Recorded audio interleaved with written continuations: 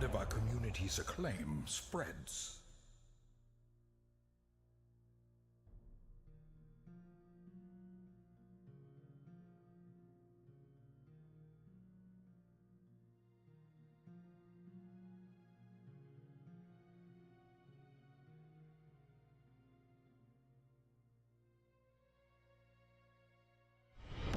Word of our community's acclaim spreads.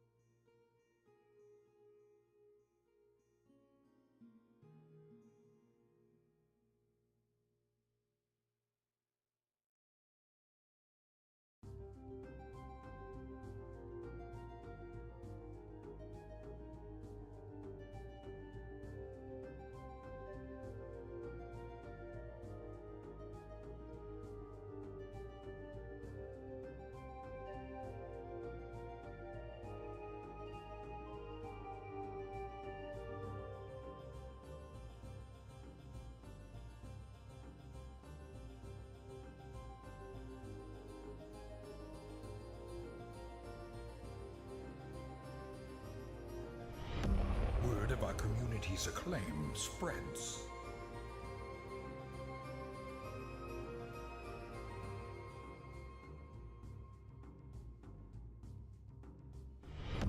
Word of our community's acclaim spreads.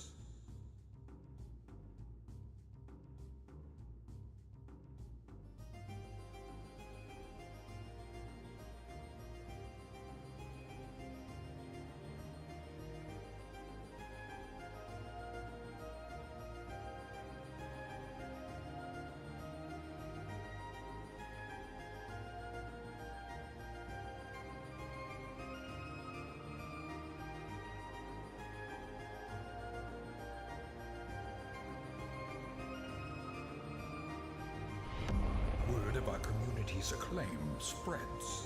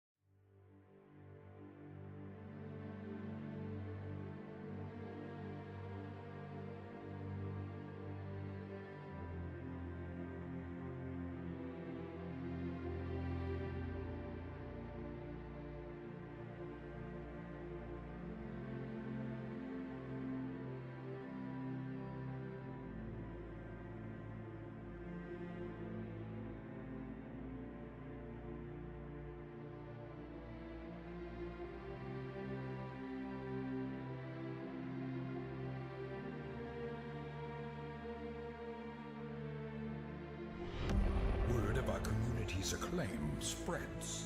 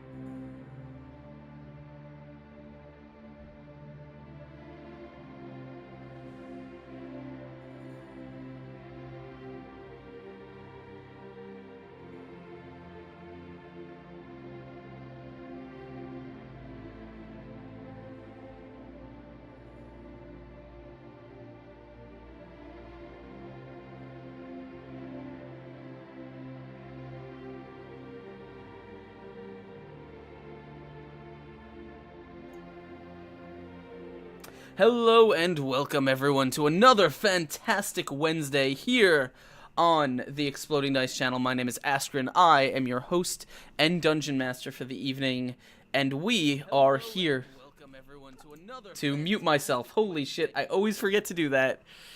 Always forget to mute the dashboard. Is it, what?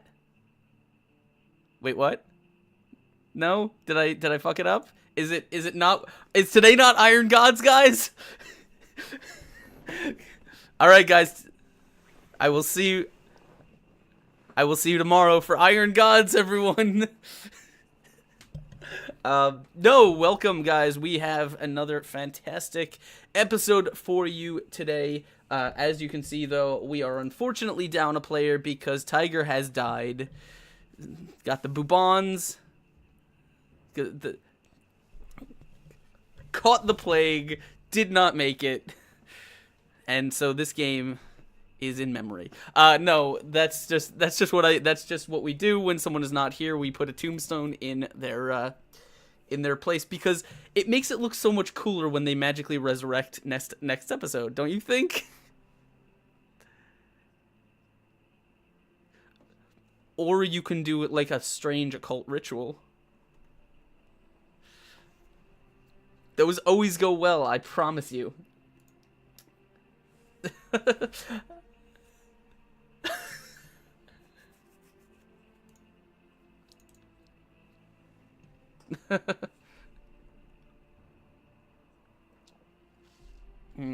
Well, hopefully we don't have to crack open that flesh-bound tome and raise her with some sort of strange occultic ritual. But what we do have to do, of course, is say hello to our cast. So let's go around the ring and tell everyone who you are and who you are playing today. And we'll start with you, Scott, because I'm.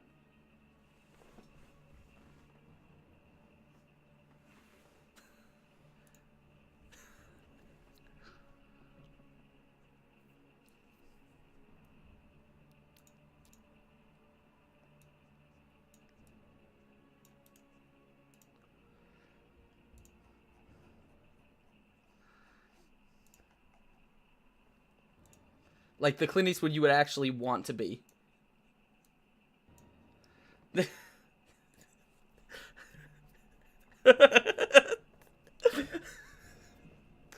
All right. And next, because I started out of order, we have Zach.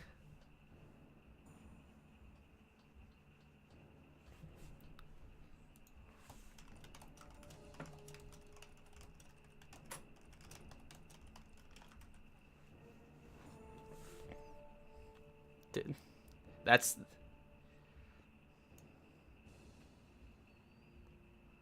what?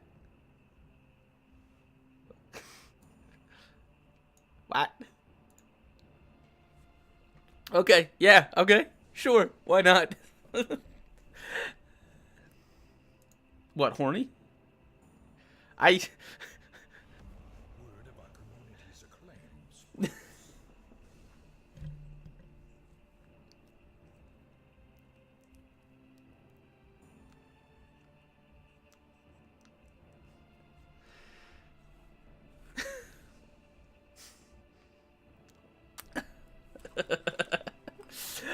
Well, last but not least, of course, we have Petra. How's it going?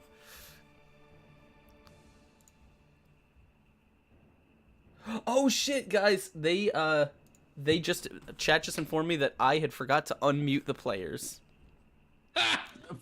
Wait, are you shitting me? No, yeah, I'm not. Wait, you're not?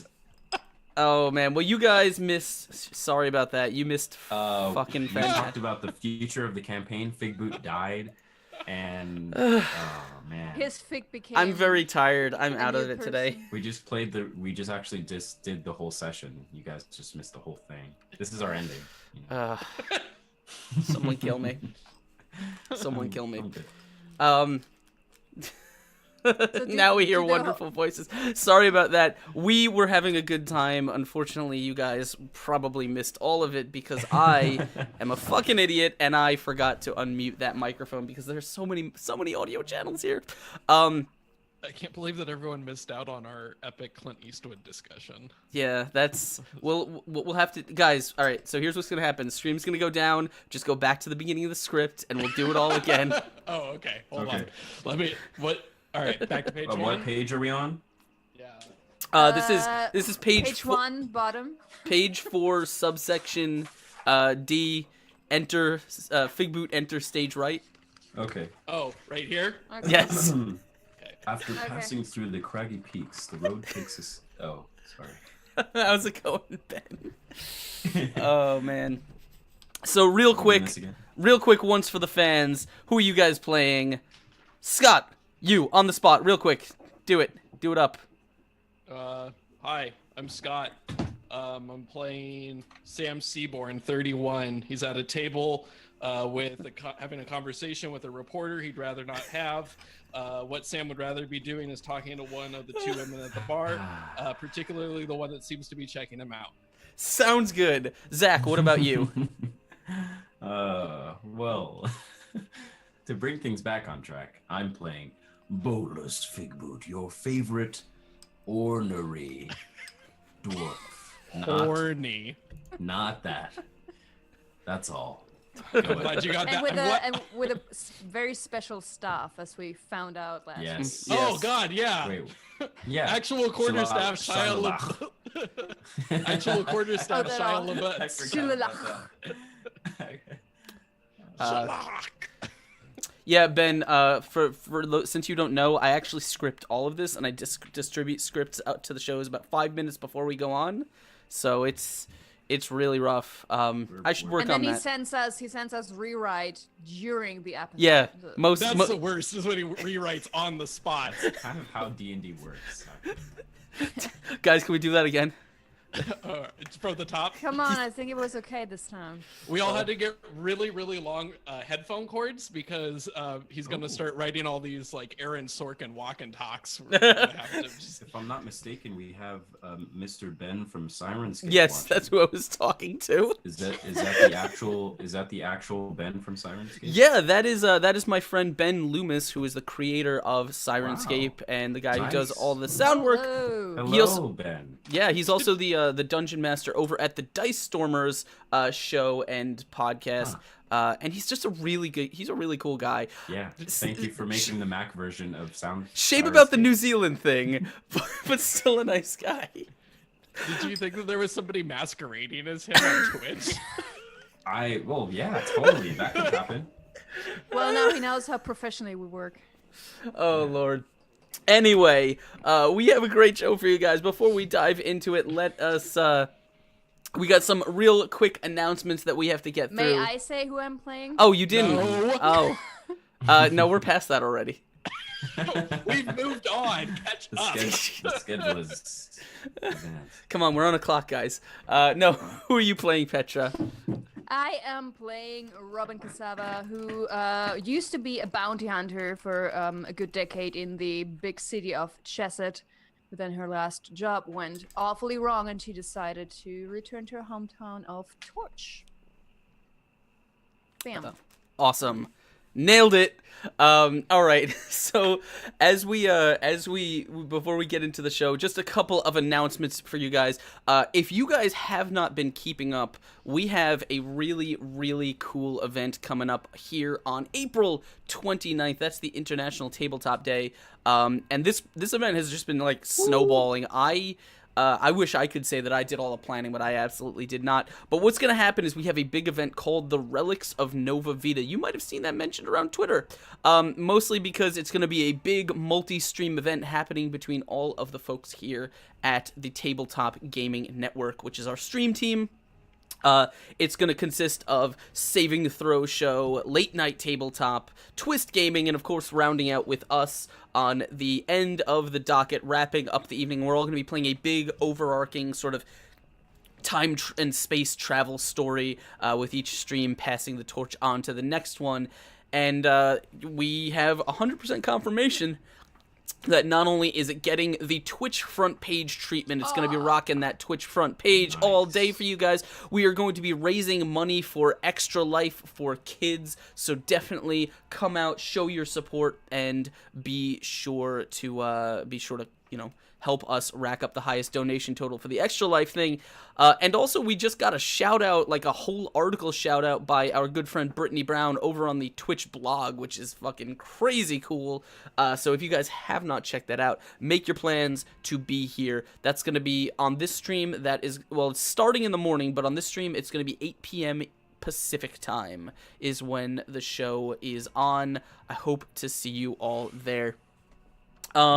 That is that. The only other announcement that I have for today is, well, the last two announcements. Of course, if you guys have not already, first of all, please hit that retweet link. Dice Lulu's got it for you right there. Woo! Tell all your friends that you're hanging out with us and having a good time, and we want to see them. We want to see you. We want to see your family. Just tell everyone. Get them to come out.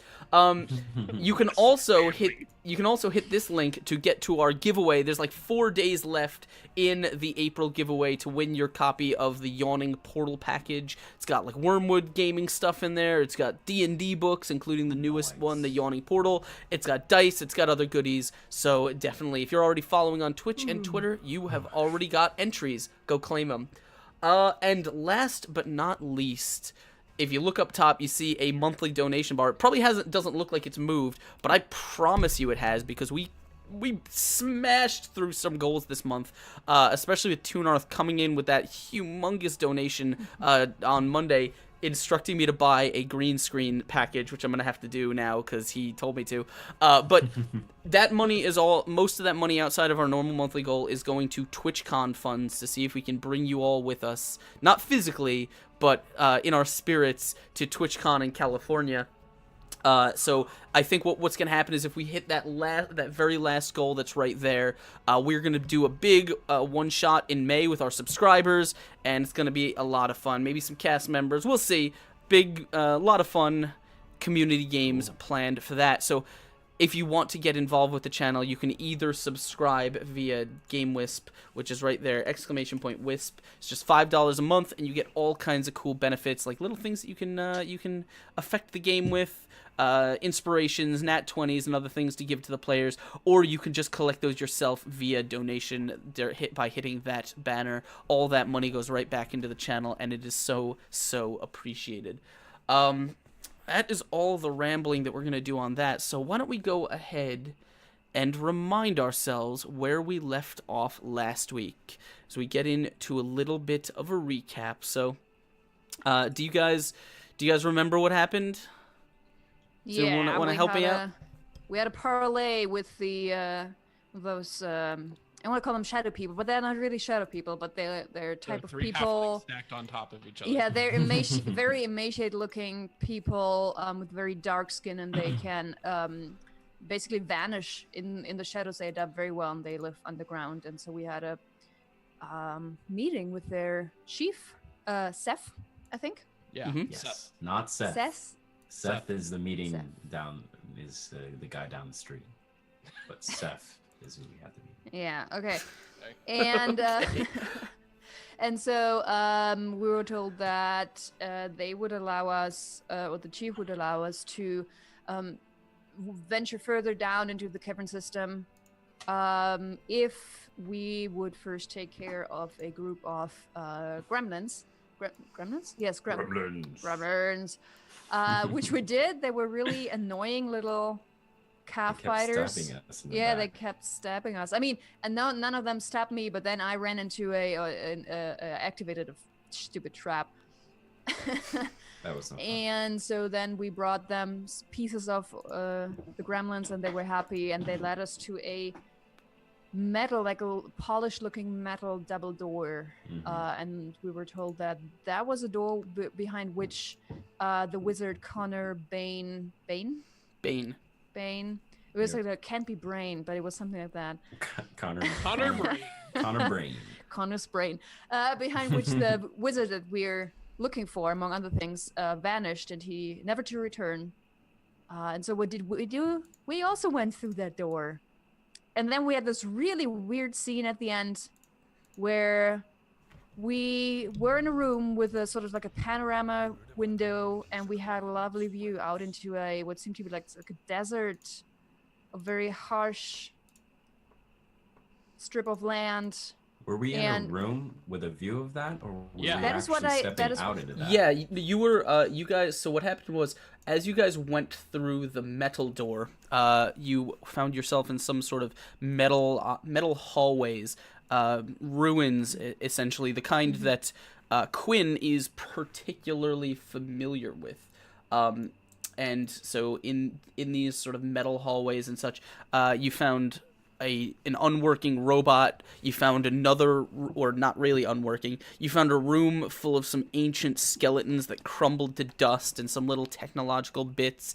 And then you found a final chamber with a large sort of bay window that seemed to be smashed out, but it overlooked this vast cavern or chasm, as the window itself seemed to be looking over open desert. There were rolling dunes. There was a rising stone cliffs around the around the perimeter, and the whole thing was sitting under a sort of a dark, starless sky. Yeah, but we're supposed to be underneath the town right now. Yeah. So What are we What going the to fuck? do? So yeah, that was kind of where we left it off. Sorry, I'm just putting that paper on the screen. I should probably, I gotta do hit one more text thing. But yeah, that is where we left things, as the players were in a very, very strange place, not quite exactly sure where they are. And that is, of course, where we are going to pick things up. But before we dive right into that, I just want to remind you guys all of the really cool sound effects and ambiance that you are going to hear, not just this second, but as soon as I turn off the YouTube music, are brought to you by our fantastic friends over at Sirenscape, made and curated by Mr. Ben Loomis, and that is like one of the best DM resources. They get shoutouts from Critical Role, and they get shoutouts from everyone in the universe, and they also get shoutouts here, which means very little, but I still, in the grand scheme of things, you should still try it out. So that's gonna be it. Let me turn this off. Hey, Askren, we What's should up? probably explain, because we were on mute, that Tiger isn't dead. Oh yeah, Tiger's dead. No, he's not dead. Sorry guys, it happens. Resurrection ritual next week. Yeah. All right. So as we return, let me give you guys sort of a description of the chamber that you are in. Okay. Yeah. So you guys had just come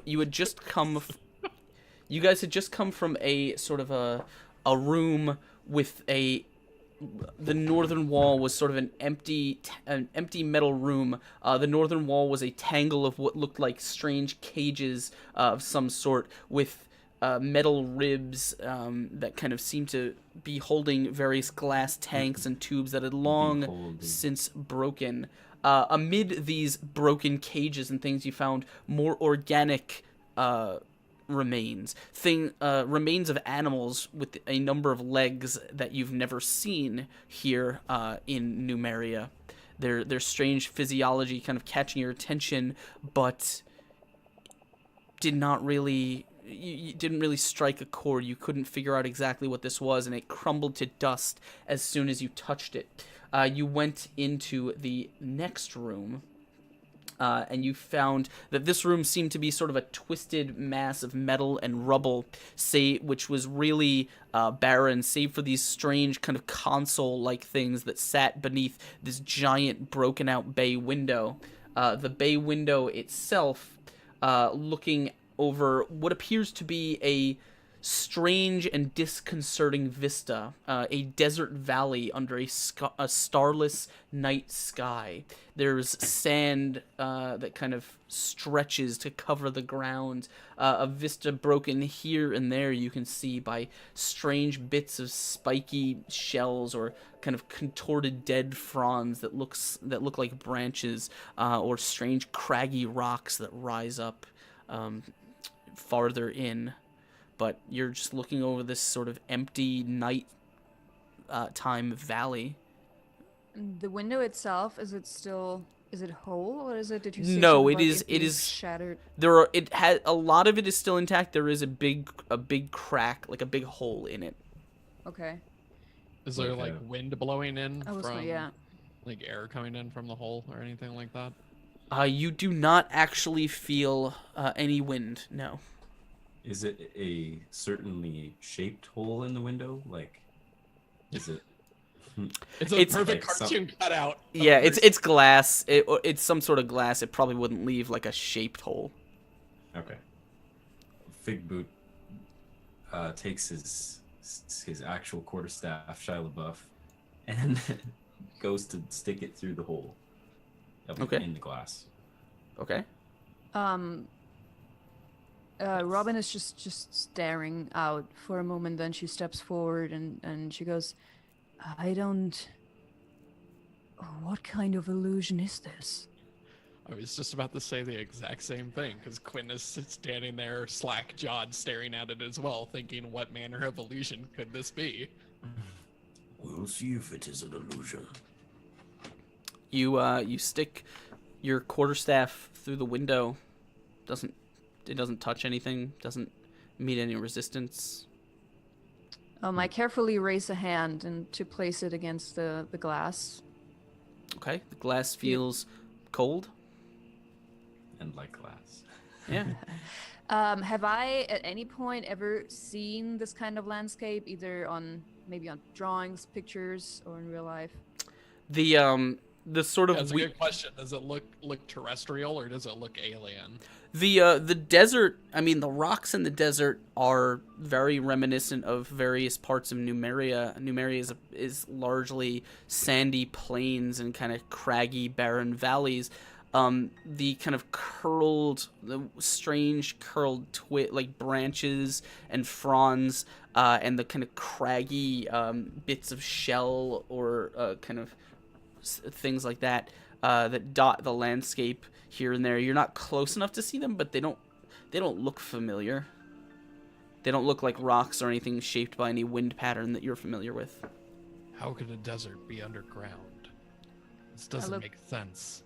Did either of you feel anything, any kind of shift or tingling? You know, sometimes when somebody hexes you or puts a spell on you, you would feel it, but perhaps this is well crafted. Not any more than usual. Tingling.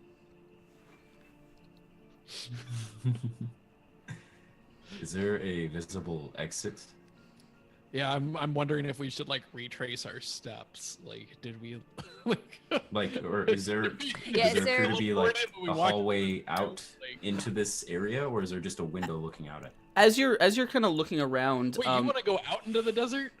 Well, it seems like the next step. I mean, I was wondering too if the room we got in, if that's like what do you mean? the dead. Yeah. Is it a dead Just- end or is there another, Yeah. is there Go another ahead. way? As you're peering around this room with the large window, there doesn't seem to be any doors. However, you do notice that there does appear to be a stairway on the left-hand side of the room. It's kind of almost blocked by rubble, but you can definitely see it. Is there anything underneath the window? Is there anything mechanically looking, like console or something like that? Yeah, there are like the whole. If you imagine, it's like it's a big window with what appears to be sort of an array of consoles. Which, if you can imagine the look, it's sort of like if someone who is not experienced in music production or something walks into like a recording studio. It's just a lot of stuff there that you don't understand. It just What looks happens like if I push this?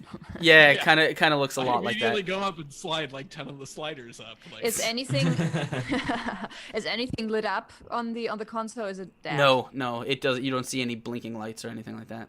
I would like to take an in-depth look at the Okay. console, see my technology skill to see if I can figure out what this is all about. You so I will tell you with your technologist skill, like you can definitely identify the fact that essentially this is a console. These things traditionally control various aspects of the ruins and the structures that you find. Their exact function is almost always impossible to discern unless the structure is powered, and this you can almost instantly tell doesn't seem to be getting any power. So if there is a power source somewhere, it doesn't appear to be active, and so without it, there's really not much you can do with this. Okay. I hold up the power cord in my hand and look at the group, and I go, "We need to get power to this. Perhaps it's downstairs then. There should be a wall socket around here. I just can't find an open one." The staircase. What did you say? Does it lead upstairs or downstairs? Or is it Sorry, say that again. the staircase? Does it lead upstairs or downstairs? Or is Down. it both? Down. Oh, that is what you said. Oh, never mind. Well, At the very least, going down will get us closer to the ground if we are to venture out into the desert. I think that is our best option at this point. yes. I mean, you agree that none of this makes any sense, but well, let's This- see what's down there. This makes far less sense than these places usually do. I've seen worse. Or more weird, I should say. In what way? What? Hold up. What have you seen that is more strange than a desert and the night sky underground? And before you say anything, any kind of mushroom-based experiences do not count, my friend. You do get double points if you pull the stranger thing out of your boot, though. Figboot kind of chuckles to himself and says, Oh, it's a story for another day. I believe we should keep going. I'm getting kind of tired, but we Okay. should keep going. I'm going ahead. I'm checking out this. my bedtime. Yeah. Yeah, you guys have been traveling for a while. You do have wasn't it night when we left? it was Yeah. yeah. Don't make Um, excuses. But you have been traveling for a while. In fact, by the way, Robin, you still have the sort of the bag of whatever treasure or reward that you're given by Oh, Seth yeah, right, that you the never gold actually coins. opened. Yeah, that's true. I mean, my Great suggestion would. adventurers. Yeah, I have it. I That's have good it to us. here. I have it here in my notes, but I didn't have time today to go over my notes. I would suggest that we at least check out what's down there, just so that we won't get any nasty surprises, and then we can. Wait, so was there anything else in that bag besides the gold? There was I no haven't gold. yet There was looked no in it. gold in the bag. What's in the bag? What's in the What's bag? in the bag? Is Uh, it Gwyneth Paltrow's head? I look at the staircase, and then I take the pouch and I open it. So the pouch itself is you kind of feel it jingling around, but you expect some kind of coins. But what you find inside doesn't appear to be any coins that you're familiar with, though you have seen the contents before. There appear to be 49 of these small, kind of like they're about the size of about the size of like a $50, a decent sized metal coin. They appear to be small, like silver discs, which are aptly named in Numeria silver discs. They are Oh, that's right. they are a fairly common thing to find in these sort of technological ruins. They're often traded by scavengers and stuff like that. They don't strictly have a monetary value, but they're often used as, in bartering here and there. Much more common in Torch, however, as a sort of de facto gambling chip in the local gambling den, which is the Silver Disc Hall. Sorry, So- didn't we find some in a trash pile? Yeah, you would Yeah. you would I found think so. you would found like 5 of them. Yeah, Yeah. there appears to be a total of 49 of them in this bag. There appear to be also 5 strange kind of strips of flexible metal, about the size of a card, about this big. They're thin, they're slightly flexible. The edges are rounded a bit, and they don't really have too much note about them, except that there's like a brown strip of something, paint or something like that is running down the side of it. All of them seem to be the same. I hand Credit cards. I hand those to I hand those to Quinn, and I say, Fuck yeah. I take take those Visa cards. Yeah. Quinn, you does this look familiar to you? I don't think I've ever seen anything like it. I would like to inspect the cards. yeah, they're not they're not credit cards, but you have actually seen one or two of these before. These are essentially door keys when a lot of these That was Yeah. gonna be my second hope, was they were somebody's employee badge. Yeah, essentially, you've been in one or two ruins that had power, and in some cases, when you're able to sort of dig up these cards, they will sometimes, like, there are usually usually when the door is powered, there's a gray panel next to it that you can either touch to open, or if it's locked, one of these cards can kind of slide in and unlock it. However, it doesn't always seem to work. Sometimes the card goes in, but the door doesn't unlock. You've seen them once or twice before. Your basic understanding is that they are essentially color coded. you're not sure what the color situation means, but these are brown. Okay, so I take the door All of key. I take the cards from Petra, or from Robin, excuse me. I take the cards from Robin, study them, and I say, Yeah. I've seen these before. They allow you to bypass certain locked doors, sometimes in ruins. You have to. They don't work on every door, but occasionally you can get one of these to open up a powered door. Well, perhaps we got lucky. So let's keep Perhaps. them. Yeah, I'm gonna go ahead and pocket those. How many do you have? Yeah, how many are there? There are 5. There's 5. All right, I'm gonna keep 3 of them, and I'm gonna. Well, hold up. I keep 2 of them, and I pass 1 out to each of the other players. Okay. Fig That boot. way, in case we get like separated or something, everybody has has an employee badge. Fig boot takes his card and then he kind of studies over it He for a licks second, it. and then puts it in his boot. Cool. The boot that his fig didn't come out of. The other Oh, one. a different one. That's the right. boot. Okay. He has a Remember what we talked about the twins earlier? Now I'm wondering, with the figs and the boots. He has a system, guys. I do have a system. I would then step over to that staircase. Just take a look. Does it look stable? Yeah, there's a kind of a section of rubble that has fallen just in front of the the stairs, but you can kind of squeeze your way around it and actually get down the stairs. It's dark. There doesn't seem to be any light to see where you're going, but they do seem to be, for the most part, clear enough to walk down. I would cast a light again on my armor. Okay, yeah, you can light your way down. Again, once you see down, the rubble has kind of choked the stairway to the point where you may have to do a little bit of climbing. Like, it may be a tricky navigate, but you can, as far as you can tell, make it down to the bottom. Okay.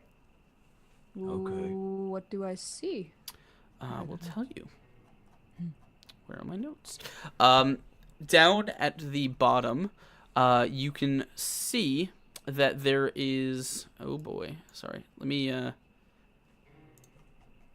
Sorry, I just lost my notes. Oh, okay. That's what I'm looking for. You can see that there is there's another chamber. This one's a little smaller than the one you just came from. This one seems to sit roughly at ground level, though. You can see 2 strange machines seem to sit in the north and south against the walls here. One sort of right next to where you came from.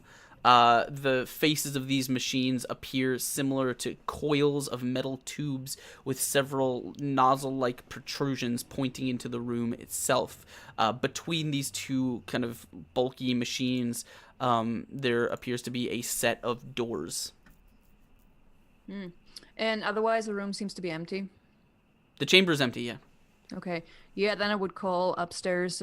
Looks clear. Can come down. Okay, I guess we join Robin. Okay. Yeah, this is a smaller chamber, but it doesn't appear to be powered. It's dark. You can see there's 2 of these machines kind of pointing into the room on either side of what appears to be a set of kind of sliding double doors that are closed, but your guess is they lead to where whatever this canyon was that you were overlooking a second ago.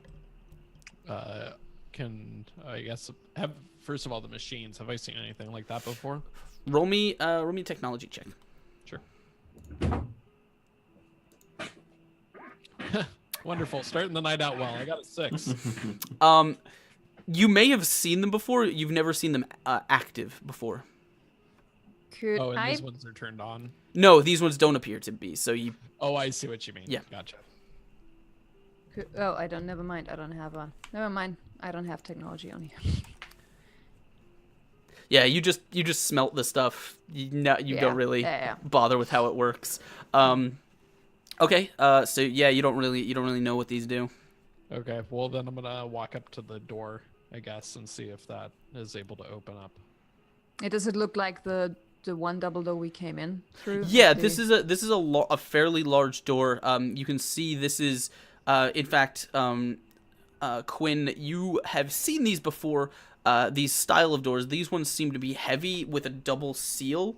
Most likely some, like, you probably wouldn't know the exact reason for it, but you can picture some sort of airlock. That's what this seems to be. Okay. Is there a card reader next to it or anything? There is. You doesn't appear. There doesn't appear to be any power running to this door. So. Can I Would make there like be a an... way to trace the power Yeah. sourcing? That's where I was gonna go with next. Can I make like an investigation check to see if I can? Sure. I'll allow you to check. It might. I mean, this seems to be a fairly extensive complex. So we'll say it'll probably be pretty difficult, but I'll allow you to check. God. Roll20 hates me. What is going on? I got a 5. If Quinn tells me what to look for, could I also do an investigation? We're gonna own it at combat today, you guys. I mean, not really. If he's lost, I'm assuming the rest of you guys are gonna be just as lost in this matter. Yeah, and I don't think that Quinn is gonna like not be able to find it and then think that he can like tell you what to look for. Yeah. Okay, yeah, Do okay. better than we did. Yeah, That doesn't sound like Quinn at all. you kind of look around and you realize because of the paneling in the walls and the floors is still intact here, and it's all fairly complex. Actually, isolating sort of a main power line here would be nigh impossible for you. All right, well then I move on to Plan C, which stands for crowbar, and I start trying to force these doors open. Okay. Actually, before he gets to work on the door, I would say perhaps we should rest a little bit before we go through the door. I was going to say, Robin, you are very good at that tracking thing, right? Looking for footsteps and so forth. For the most part, yes. Maybe look here and see if our friends, the ones that we're looking for, perhaps still came this way. And I start looking. Like, so far I was really occupied with looking at the weird machines and then the door, but let's see if anything is going on the ground. I'll let you roll a survival check to try and track people. However, because you're on metal ground, it's gonna be at disadvantage. Oh, it's pure metal. Yeah, never mind. You know what? I thought for some reason I thought it would be investigation. I have a -1 on survival, so I don't think that's Survival is the tracking. Yeah. You're well, muted, for Scott. shits and No, I'm and not. I was giggles. just whispering. Oh, Okay. sorry. I have to roll again. That will be a 6 for me.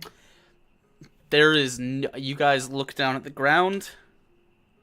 Just nothing. Just metal, There's no shiny. There's rust. There's Dust. Oh, there's stuff that looks like it probably came in with some cave-ins here or there, but it doesn't look like anything. You can't see anything that's been recently tracked through. Mm-hmm. It's just you guys. As far as you know, there are no footsteps here. Looking at the machines, is there anything that could be? Are there any switches or any levers? Yeah, probably. There's probably a lot of switches and levers. What are you looking for? Is there any writing next to them or symbols? Any Icons? Yeah, there will definitely be little bits of notation and stuff, as you would probably imagine to find around like various pieces of technology, warning labels, instructions, identifying marks, this and that. All of it is in a language you've never seen before.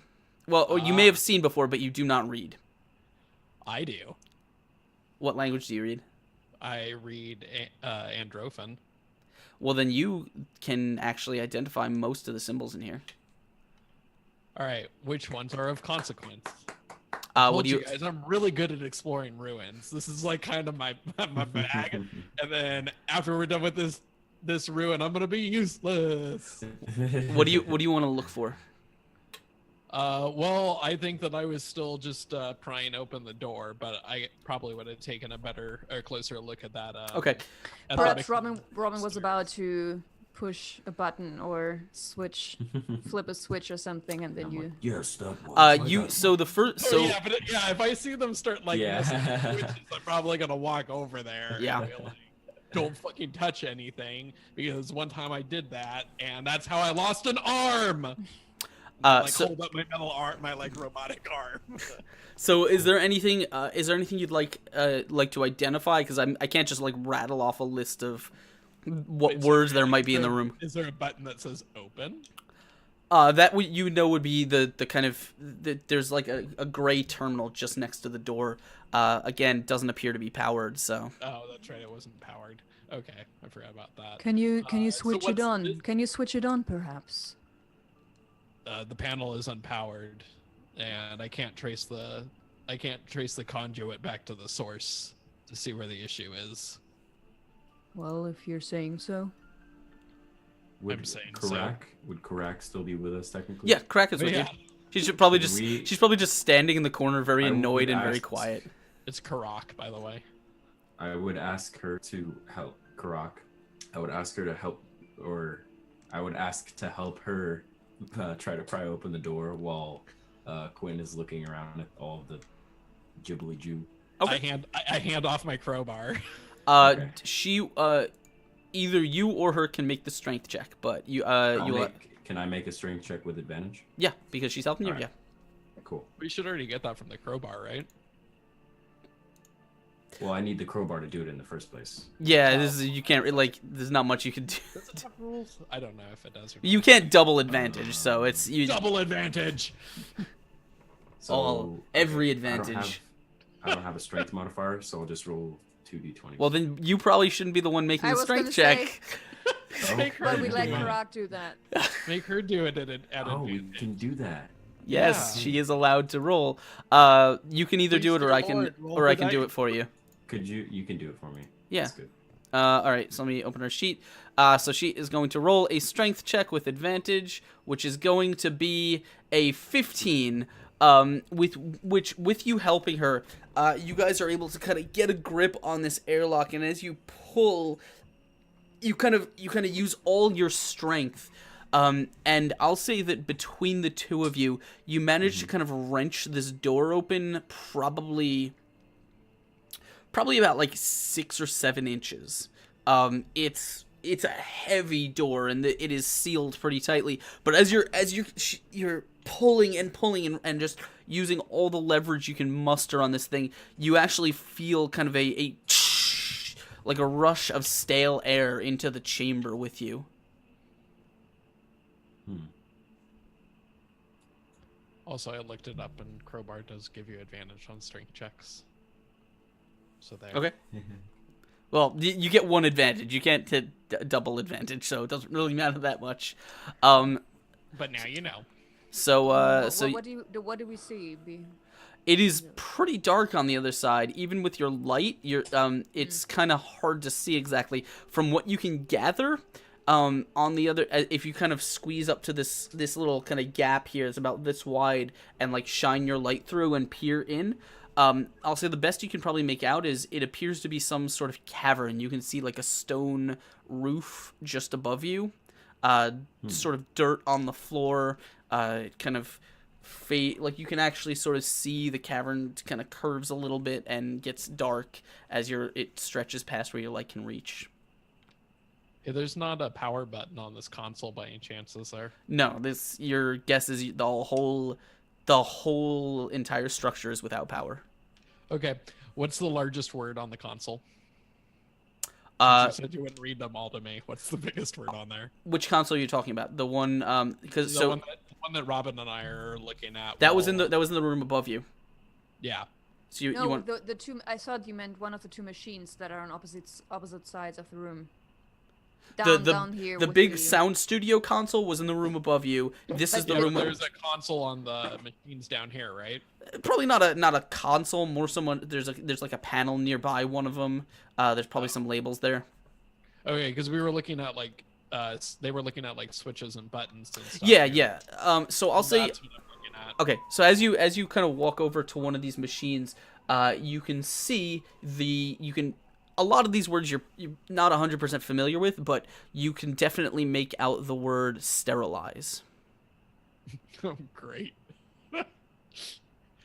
I see that, and then I look at Robin and I say, I think it would be best if we kept these machines off. Why? What is it? Were you able to read anything? There's a word on here that usually describes pain, and I don't want to mess with it. All right. Maybe we So- should rest in here and then try to continue tomorrow. I just don't like the fact that the door is open now. Who knows Sorry. what can come in from the cavern? Yeah, well, we should probably open that all the way and keep pressing forward. No, I actually would. I would suggest that we take a little bit of rest. Otherwise, we must be pushing it, and we then run into anything beyond that wall. So perhaps, I mean, one of us would have to keep watch anyway.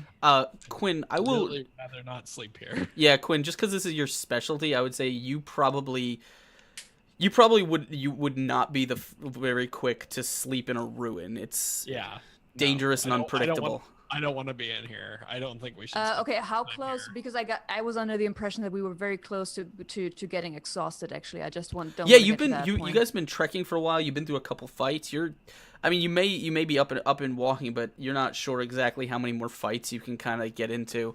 And you do recall that when you were back in town, your friend Val kind of told you that she didn't want to see you be the next people to not come back here from here.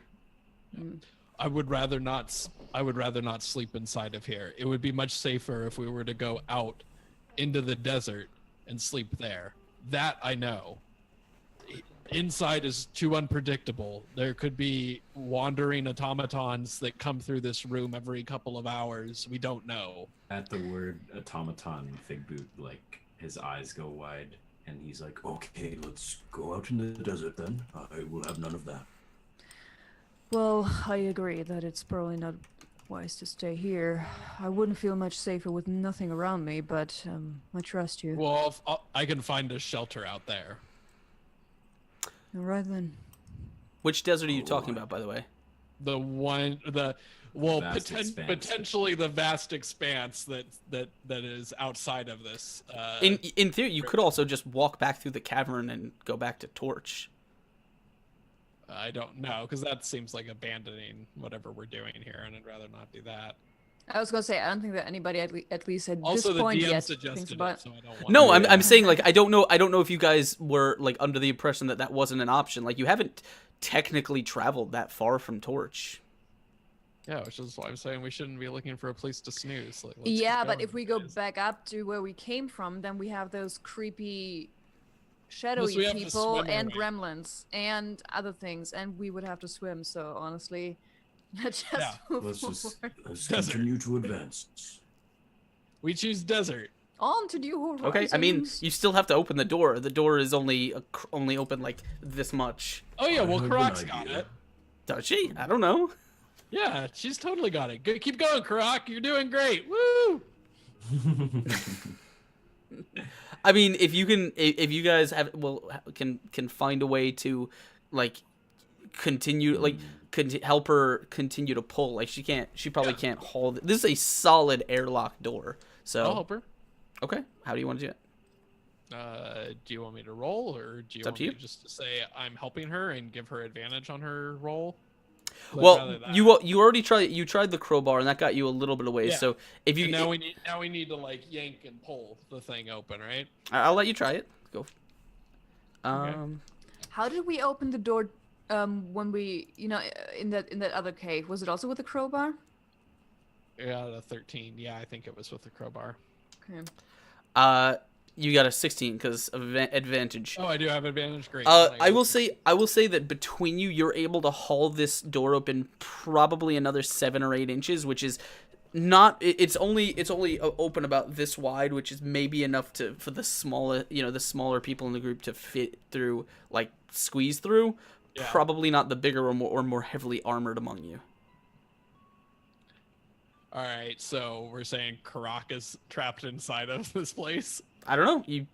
You can. There's enough room for probably one or two of you to squeeze through. If you want to explore, if you want to see what's on the other side, but. Want to split the party?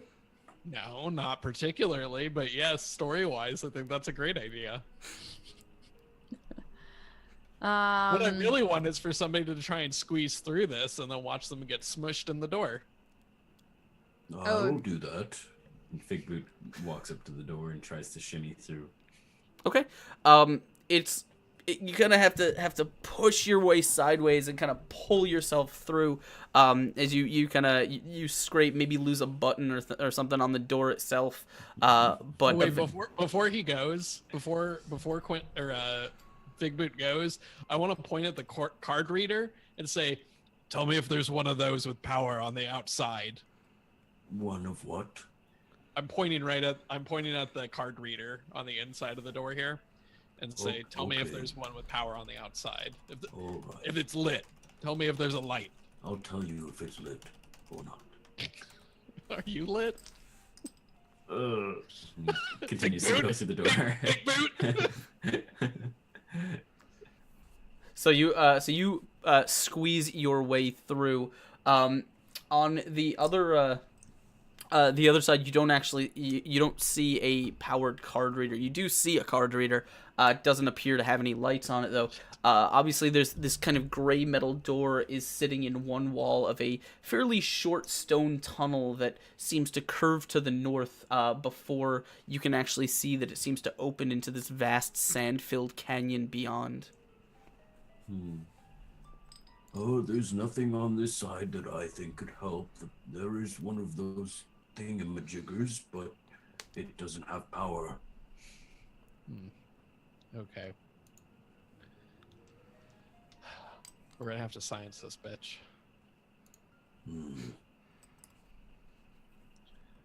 Has anybody got any ideas?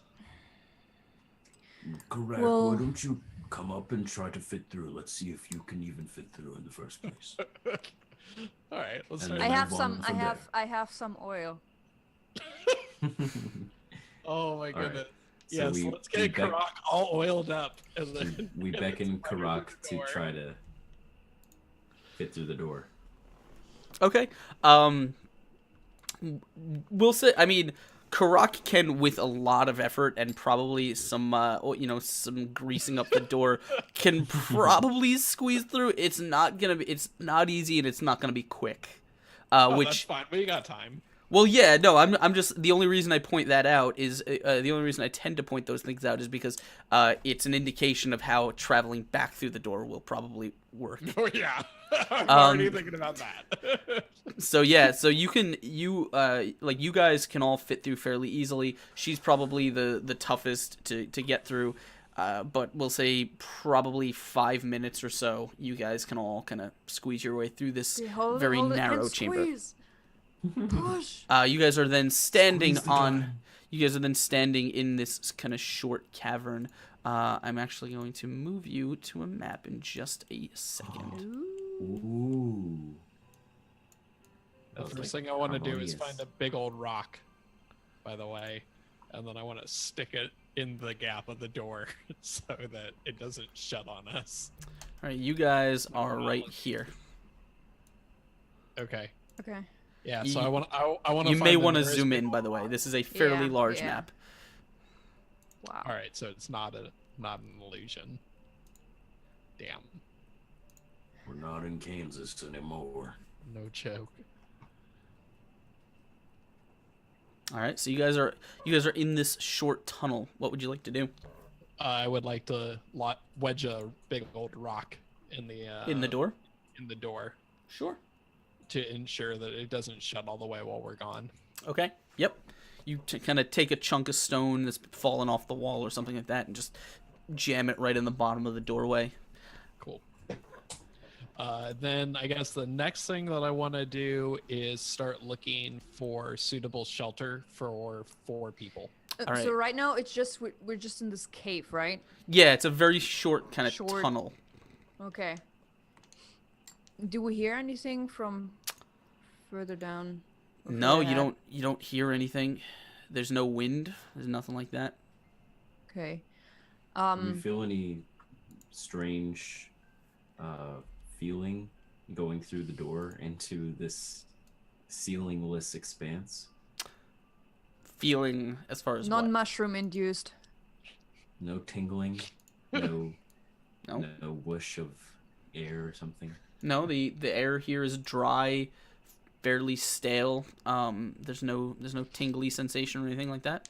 Is it warm? Is it like the same temperature as it was inside, or is it completely different temperature in here? It's kind of cold. It doesn't feel like chilly cold. Like it doesn't feel like it's a nighttime in the desert kind of cold. It's just it's not heated essentially. But if I look up, it is nighttime in the desert, right? Yeah. So do you want to? You're exiting the cavern to kind of get a glimpse. Yeah, I was gonna say Yeah. I would like to Okay. stealth ahead and just peek. All right. Cool. Around the corner. Robin. So Yeah, we'll. I've definitely moved out here. All right. Like right. So you and Robin move out, and like I said, at first glance, this kind of cold cavern presents a strange and fairly disconcerting vista. You appear to be in a large valley under a starless night sky, a kind of steel gray sky overhead. There's a stretch of sand that covers the ground, broken here or there by bits of strange kind of spiky shells or contorted dead fronds and other branches, and you can see a large sort of sharp rock cliff or sharp rock seems to rise in the center of this expanse. I kneel down and I take a handful of sand and stones and I just run through my fingers and get back up and say, if this is an illusion, it's quite a Very powerful convincing. one, indeed. With no cloud cover, I would have expected it to be colder tonight.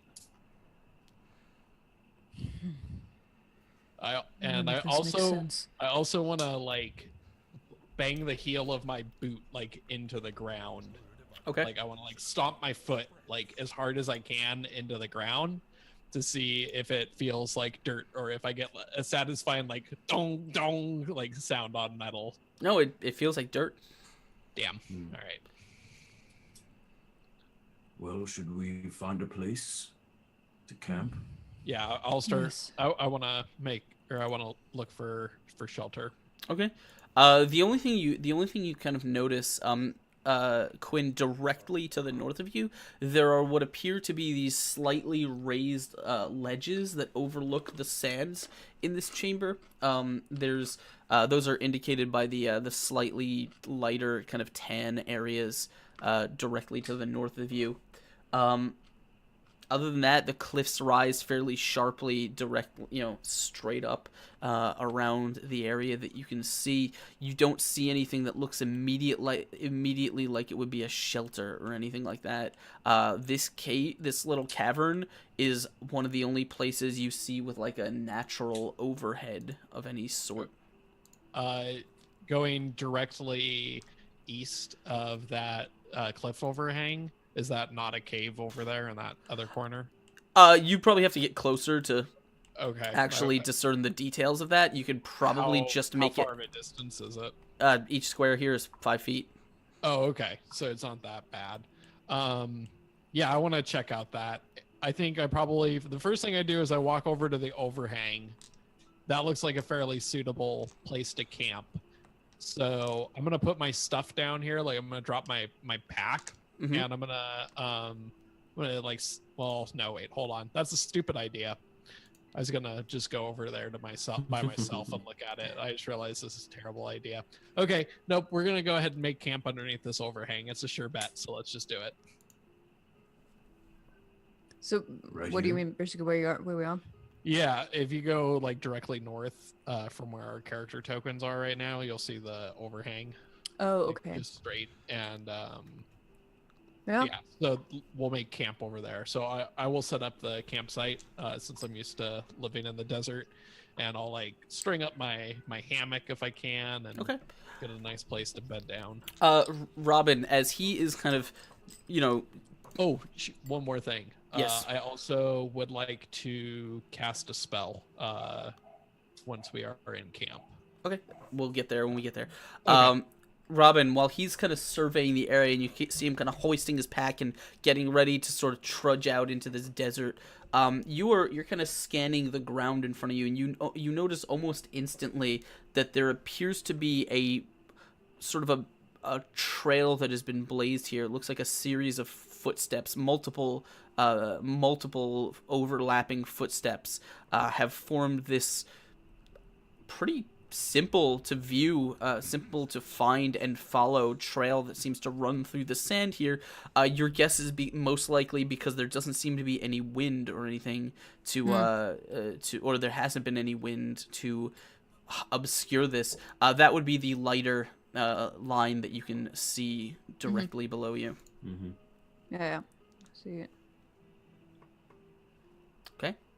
All right. I follow after Quinn Yeah, same here. to make camp. Is it pitched, like if I were to end the light spell, would it be pitch dark? It would be like middle of the desert on a cloudy night dark, so it'd be fairly dark. Like there doesn't seem to be any stars or anything to provide illumination. So I don't know. Okay. It's you're this light is kind of stretching out from you, and it's fairly bright here. And because like it seems to kind of go out for a while before being swallowed by the night. If you'd like to turn it off, you can see if you notice anything, or if you actually want to see how dark it is. Would you say I'm able, since it's just a cantrip, to control how bright it is? Can I dim it? Yeah, I don't see why not. Yeah, I would do that so that my shoulder pads are just slightly illuminated. And so it would probably take me a moment to get my eyes get used to the darkness. But Okay. yeah, I'm a little bit worried of spooking anything. We really need to find a way for you to see in the dark. All right. Well, yes, but right now Robin is just noticing how well you are doing without any seeming or obvious help in the dark. Oh no! Because you're just trudging ahead, and she will I'm just- definitely give you a curious look. I've eaten lots of carrots. Lots of glow in the dark carrots. That help me see in the dark. All that beta carotene. Exactly. Yeah. So I'm just gonna go set up camp. Okay. So do you wanna just kind of hoist your pack, and then you have control of your token, so you can walk wherever you like. Yeah, I'm just gonna. All right. So moving north. I'm just gonna go ahead and cross Let's this see. desert here and get underneath this cliff overhang. Find a Okay. nice spot that seems to be well It's not protected. an overhang. It's a ledge. Like you actually have to climb up on top of it. Oh, well, that's fine. I can do that too. You know what? In fact, what I will do is I will go ahead and climb up that that ledge, and I have a climber's kit, so I'm just gonna go ahead and like pound in some anchors and tie off a rope and make it easier for the rest of the party to get up here. Okay. So how high is this ledge, and then how high is the next wall in comparison? Okay. The ledge is only about. It's an average. It's not completely flat. It's an average of about 5 to 7 feet above the sand. The wall, Okay. the cliffs itself. The cliffs, as you kind of look up, they seem to rise straight pretty much straight for about 50 feet. Do we get the Okay. dwarf up there? Yeah, I mean, like I said, I I anchor a have an rope idea. and he could just climb up the rope pretty real easy. It's only a 7 foot Let Okay. me- let me look at something really quick. So you guys are kind of sitting on Yeah. this ledge, just sort of looking down over the night sands. Yeah. All right. Yeah, having some food, and then once we're done with that, Robin would take one of like another small pouch from her backpack and open it and sort of pass it around. And actually, before she does that, she puts a little bit on her hand, and then she says, "Chewing tobacco, anyone?" And you can see that that the tobacco has been rolled tightly into little pills. So instead of just being, A wad. yeah. And so she's passing that around while putting some in her Mouth. So Yeah, getting Quinn will definitely take a dip. Fig Boot says, Oh, let me try this. and he's going to try to wild shape into a spider. Ooh. Okay. All right. So you can. I've seen that kind of stuff before. Okay, I was trying to figure out if Quinn was gonna freak out, but I think he's seen people. I think Yeah, he- I tend to assume that everyone has seen the basic functioning mechanics of other classes. It just Yeah. like. Well, I think the druid is one of those ones where you could exist in the world and never have come across a druid. Possibly. Anyway, but you can you can turn into a spider. Probably like increases the amount of distance that you would have to climb to get to the top of this cliff many-fold because you are now very small, but I'm assuming you want to try and scale the cliff. But if he's isn't he a fairly Could I large be a giant spider? Is that within your CR thing? I believe your level, I think it your druid depends level on the determine. challenge rating. Yeah, your druid level should determine the Uh, challenge rating level. You can. 1/4. So I can look that up really quick. I'd like to cast a spell, by the way. You Okay. guys can do other camping stuff.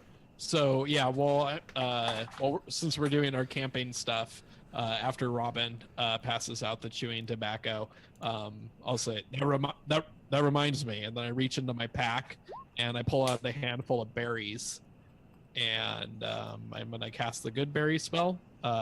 And eating a berry provides nourishment to sustain a creature for 1 day, and so I pass out. I distribute the berries amongst the party members.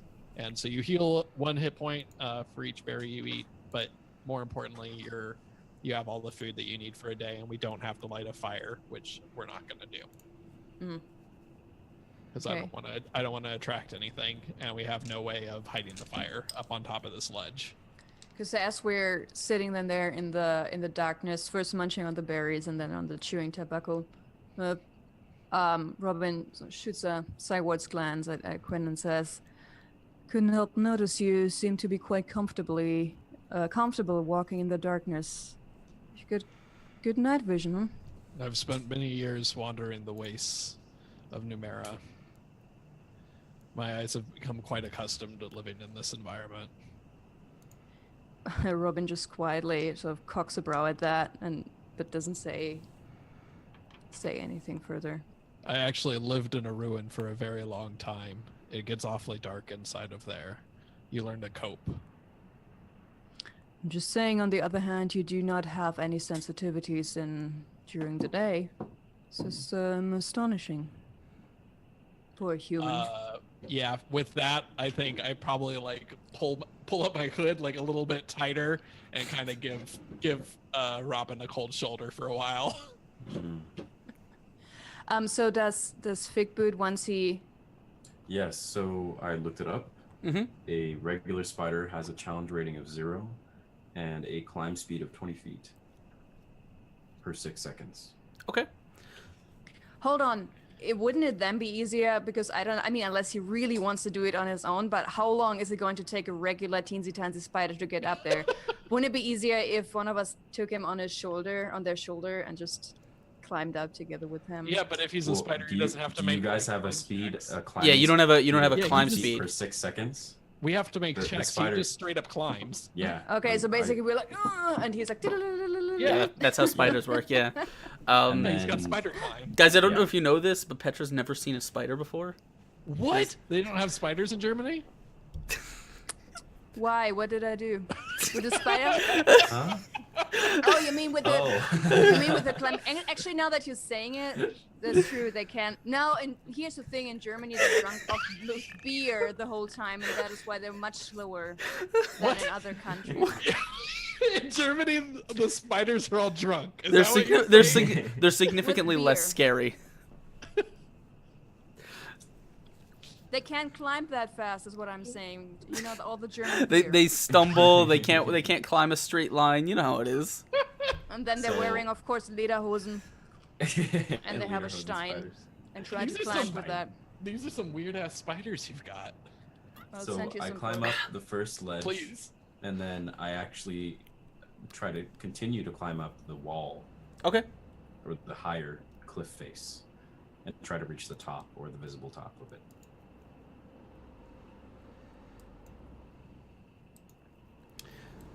Whoa, sorry. Don't know what that is. Give me 1 second. Okay. I can give you guys more information about this spider form if you like. Yeah, what makes this spider form special? Well, the spider has web sense. While in contact with a web, the spider knows the exact location of any other creature in contact with the same web. Isn't that nifty? Yeah, that's what the rules say, but what makes it special to you? To me, the only thing special to Figboot about being a spider is that he can actually climb surfaces without having to be thrown up like a baby. Does it still have a beard? Yes, and there it is wearing 2 little booties. No, 8. Which 2 legs have the boots? Yeah, which ones? The front 2. So you can keep them raised and while walking on the others. So Just walking around with this spider beard. wait, why would they be Yeah, the I was front like, legs? no, Where do the what- which ones turn into the which ones do the hands turn into? You fucking knows. Maybe the hands turn into those little. Oh god. Oh yeah. So that means his head is like from the torso up. The front 2 legs are his legs, and then the whole back of the spider and all 6 legs are just ass. Yep. Look at that ass. It's a really funny transformation. Yeah, it's really weird. Okay, so you are climbing up this 50-foot ledge. It is it's a pretty steep incline, and basically like once you kind of crest the top, there's surprisingly little to see here. The stone is flat. You can kind of see it appears to kind of continue around in the cliffs, and it's dark up here. Do spiders have dark vision? I don't remember. Spiders. I don't know if it'll say if they do or they don't. They do. 30 feet. Okay. So what you can see is very close to where you crest the edge of this cliff and travel maybe about 10 or 15 feet in straight back, and you're actually gonna bump into a wall. So I crest over the peak and then I see a wall. Basically about Past that? 10 feet in front of you, there appears to be a dark metal wall.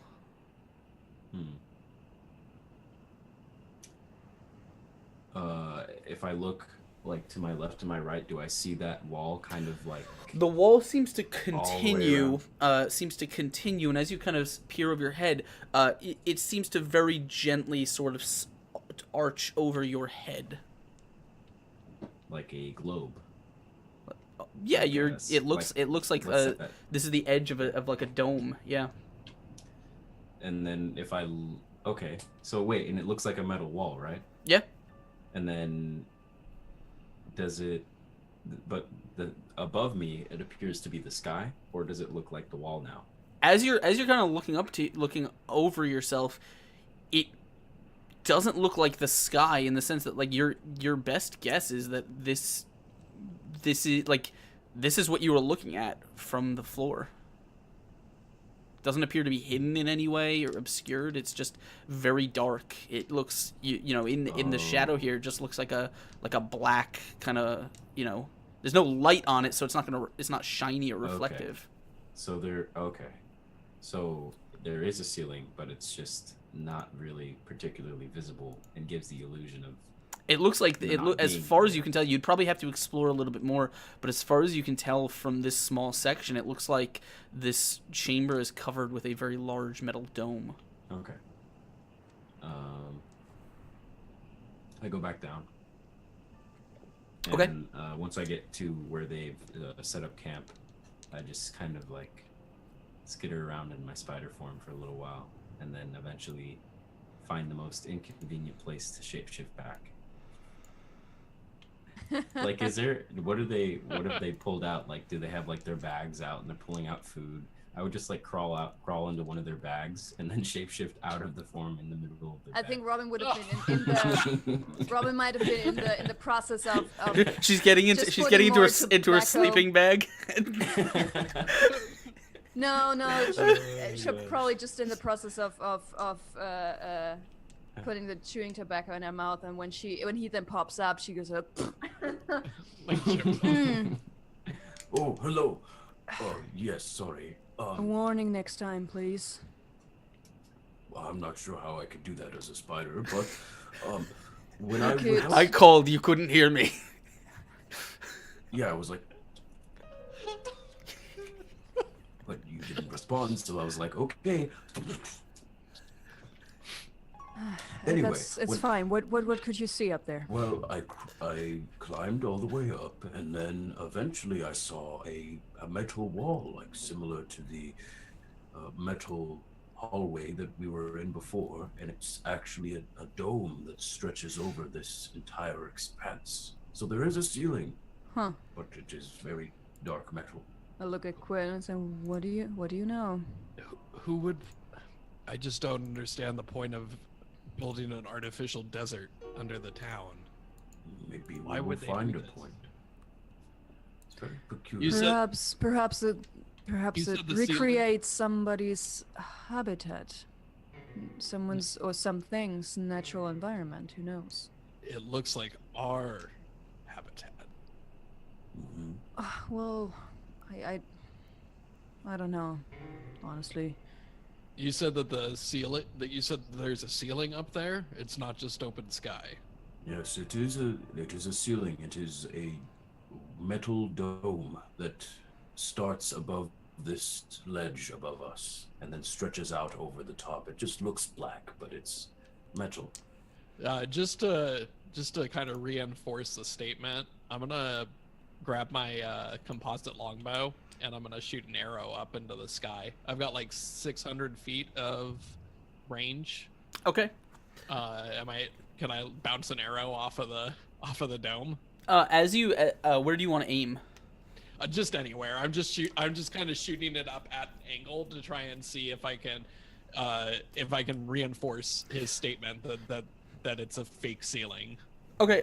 You kind of take your bow and you pull it back to your full draw and just kind of like let an arrow go. Yeah, I and want to like Hunger Games this shit and shoot the ceiling. it'll sail for probably about a second and a half before you hear just ping, and you can't quite see the arrow, but it seems to probably I hear falls it- to the sand I hear somewhere. metal strike metal, and then Probably very distant. Yeah. yeah. All right. So after I do that, I just look at the rest of the party like, yep, fucking checks out. Sure enough, fake desert. I wouldn't lie. I didn't think that you were. I just wanted to reinforce the point. Well, how about another theory? It might might not make more sense than the other. What if whoever came in this lived here before tried to get used to our environment before stepping outside? I mean, I know it's not going to help us right now, but this is just all so strange. I couldn't agree with you more.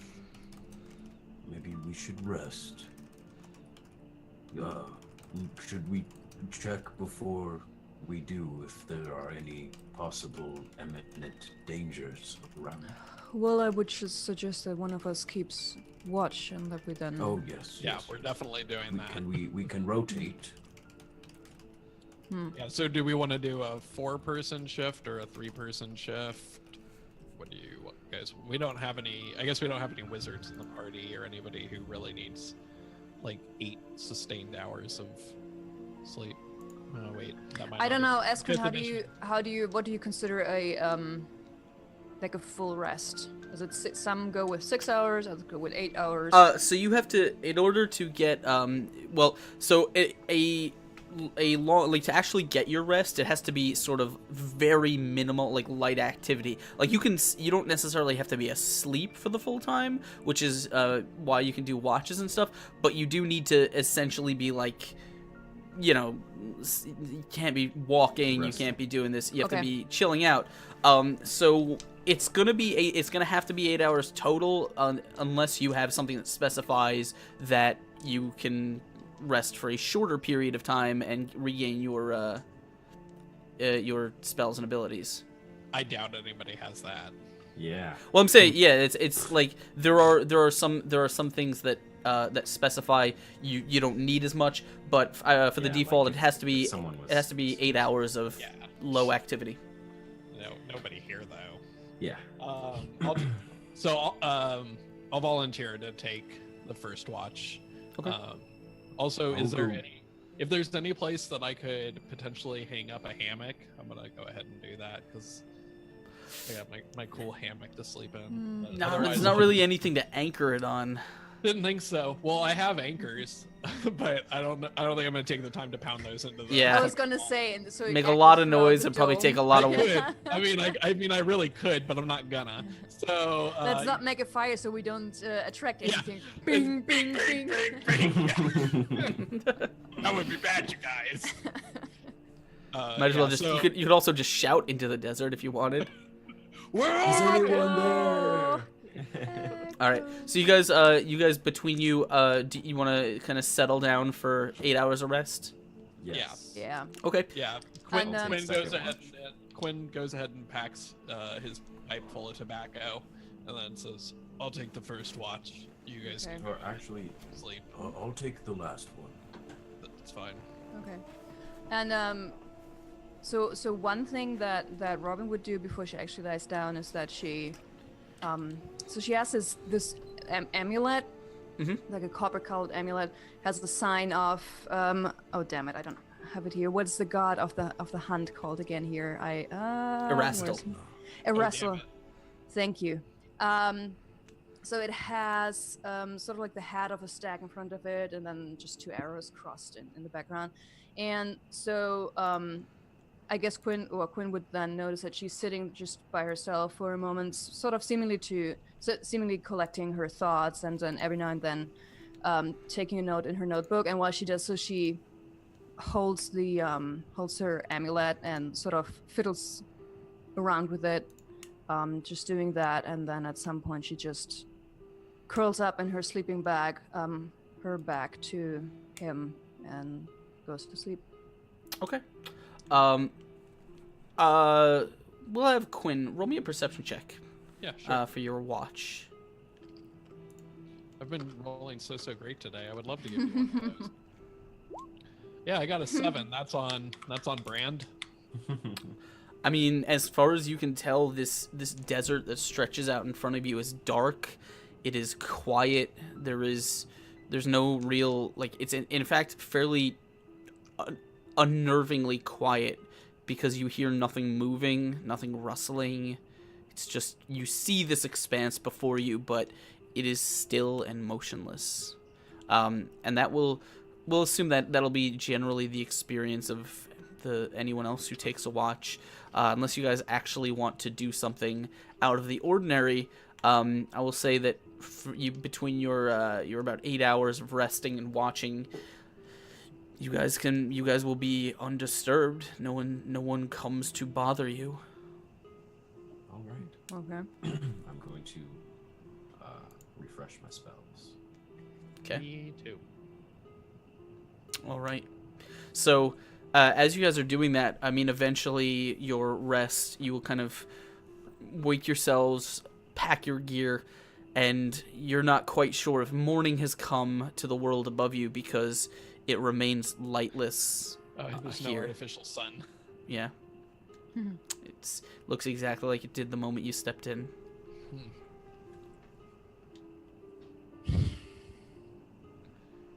Are you guys ready to move on Uh, and break camp down? Fig Boot is kind of like not really meditating like in the correct pose of it, but he's just kind of like sitting with his arms to his side, just kind of like with his mouth open, still trying to prepare his spells. Yeah, I would help Quinn sort of packing things up, getting ready, and Okay. Yeah, we tear down camp then. probably pass out some trail rations for some hardtack for breakfast. And then I want to get back to that path that we saw. Okay. When we came out of the cave, if that sounds good to you guys. Yes, Alright. I mean, it's mostly open field here anyway, so.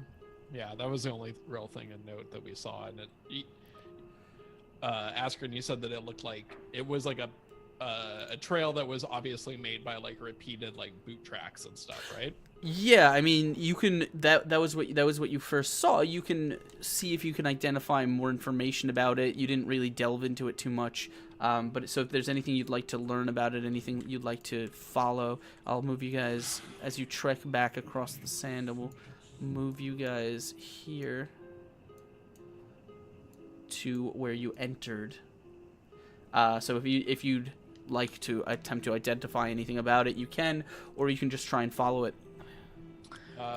Yeah, I think I would like to see if I can make out what kind of beings, persons have recently walked that. Yeah, would that be an investigation check or a survival check? To do what? To figure out to see exactly what kind of footsteps or The footprints we can see. Yeah, the footsteps are almost they're fairly easy to identify. They have been made by groups of humanoids. They don't look like animal tracks. Are they shoot or are they? Most of them, as far as you can tell. Yeah.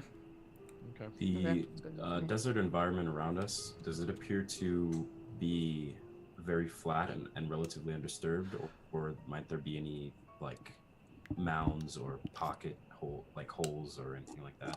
There are dunes. The plains look like they were shaped by some sort of weather. Mm-hmm. Oh, okay. Well, shall we get going? Yeah, I really quick want to go and look at the door that we came through and make sure it's still open. Is that rock still holding it open? No one's moved it. Cool. All right. Good. Really glad to hear that. All right, let's go. I'm all up for following this path wherever it leads. So I'll just start walking down the road, I guess. Let us Yeah. journey. Okay.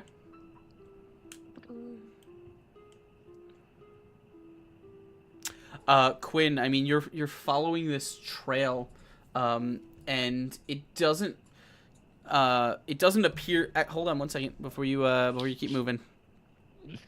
Just chill. You don't have to I'm so excited. Yeah, just chill about it, man. Adventure. As you're kind of following this path, you can see this large stone that seems to rise out of the sand, comes to a sharp point in the center of this this giant desert here. However, Figboot, I need you to roll me a perception check, please.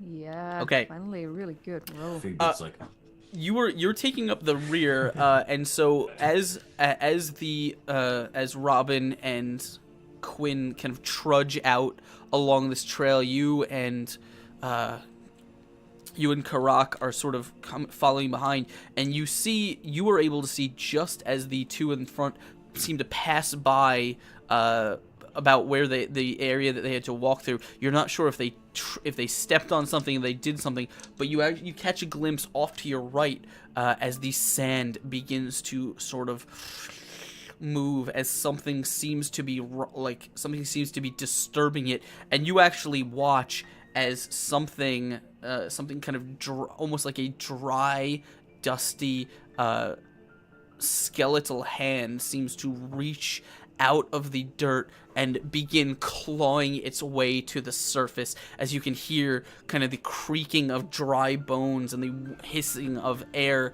as whatever this is seems to be pulling itself to the surface out of the dust. And you have enough time to do something. Okay, could I yell and cast Shilalach at the same time? What do you want to yell? I would yell to those. Yeah, that's just the code word for get ready for combat. Get ready. You just hear Figboot yell at you, know something is about to happen. Yeah, so shit's about to go down. Okay, so He had to Figboot- draw upon the power of actual quarterstaff Shia Figboot just LaBeouf. yells, yes. He just raises his quarterstaff in the air and shouts out forward to the rest of them, Shiloh, Yeah, and then and then Quinn, points in the direction of the skeleton hand. and then Quinn instantly like spins on his heel and draws his sword. All right. So as that is gonna happen, why don't we, as this creature? Where's my? Where is it? Where is it? Hold on, I'm just trying to. No. I'm just trying to find music and I can't. Just play actual Cannibal Shia LaBeouf. Actual cannibal Shia LaBeouf. Running for your life from Shia LaBeouf. He's brandishing the knife. Am I? Strangling You what? Hollywood superstar Shia LaBeouf. Are you what? No, I'm sorry. I was doing something myself. There. There we are. All right, cool. So, as this thing rises out of the sand right here, let's all it get has some. 4 arms? We'll get there in 1 second. Let's get some Wait, initiative. what? We'll get there in 1 second. Let's get some initiative going, guys. And those turns. Finally, I told you guys we were gonna roll so good when combat came around. I got a 21 for initiative. All right. This thing has an initiative of. Nice. Oh, and it gets a nat 1. Nat 1 for that. All right, so that means we are going to sort them. Oh, Karak has to roll initiative too. There we go. 5. Wait, did I not select? Zach, did you get a 1 for your I rolled a initiative? 1, but it's not registering on the thing. Oh, I have to select a token, sorry. There we go. Sounds about right. You got an initiative 0. You got an initiative of 1. All right, so Quinn, as this thing rises out of the dirt, it looks quite a bit like, it looks like this. This is a vaguely, is a humanoid skeleton. You can see little bits of kind of dry, dirty sinew seem to be still stuck on it. It has 4 clawed arms that That's really reach cool. out for It's you and a cute. strangely elongated head. You, however, wheel around on your heel as you hear Figboot shouting, and you see this thing stand fully upright out of the dirt. What do you want to do? I would like to charge it. Yep, I'm gonna charge at it. All right, go for it, man. I'm gonna try and I don't know. Let's say like, how do I want to attack this thing? It's all bones. Slashing weapons aren't really gonna work very well. Yeah, but I'm still gonna attack this thing with my sword because it's all I got. I don't have a bludgeoning weapon, so I'm gonna like try and like pierce my my sword through what would be its eye socket. Okay, cool. Go for it. Oh, Nat 20. 80-20s. Let's get those going in chat. That is a nat 20 for him, Nice. which So, means 10 points of damage. 10 points of damage. All right. So you kind of drive your sword through, like, right through this thing's kind of cracking skull, and as you, like, almost instantly as it's reaching out for you, your sword kind of gives you a little bit of reach, and as you feel it punching through the dry bone, you kind of pull it out, tearing chunks off this thing's skull. As it stumbles back, it does not appear to have been destroyed, but it's part of its skull has completely caved in. Only one of its eye sockets is sort of left as you smash this thing. Nice. Anything else? No, that's gonna be it for my turn. All right, Robin, what do you want to do? Oh wait, hold on. I take it back. I actually get 2 attacks. I'm sorry. I Oh, okay. forgot that I have 2 attacks at this level. So I'm gonna attack it a second time, I guess, with the same weapon. For a 22 to hit. 22 will do it, yeah. Throw an extra 11 points of damage on that sucker. All right. As you kind of swing back around, this time you smash into its ribs.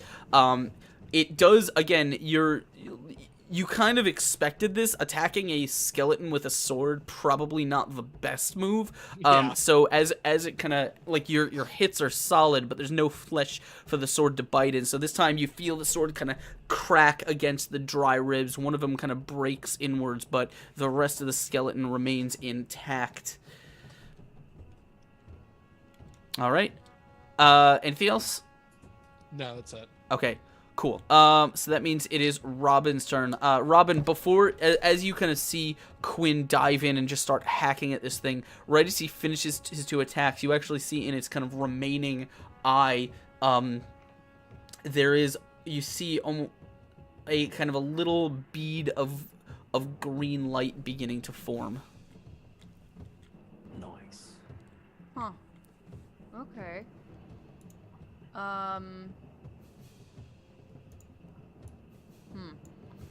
And so okay, it's still intact, sort of, more or less. Yeah, it's still standing. You can tell that his attacks probably didn't do as much as they could because of the fact that it was a slashing weapon and this is a skeleton. Then okay. Okay, I'm going to hurl a chromatic orb at it. See if that is anything. Where are my spells? They're here. And the type of damage. Hold on, what can I choose from again? Can I choose thunder as well? Let me see. Yeah, thunder. I'm going with the thunder damage for that. For the chromatic orb. Okay. 14. 14 attack.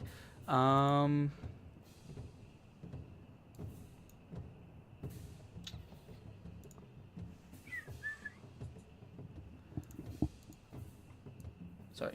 14 will not hit. Sorry. I was reading something else. Okay. Then I'm just going to move over here. And that will be it. All right, cool.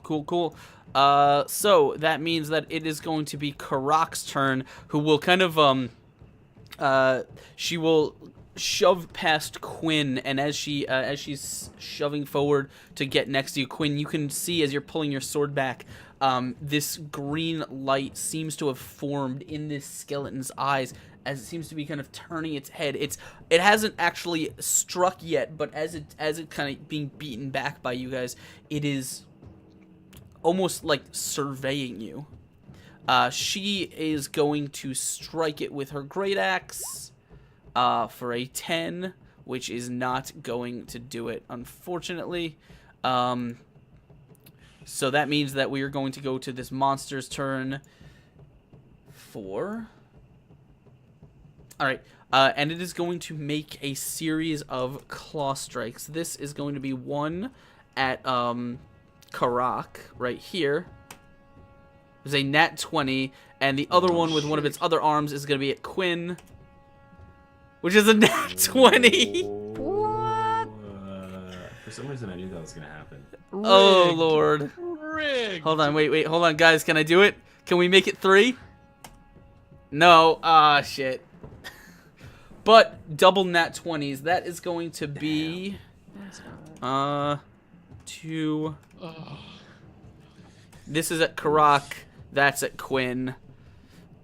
As you guys are going to take some damage. So 5 and 6. Right there.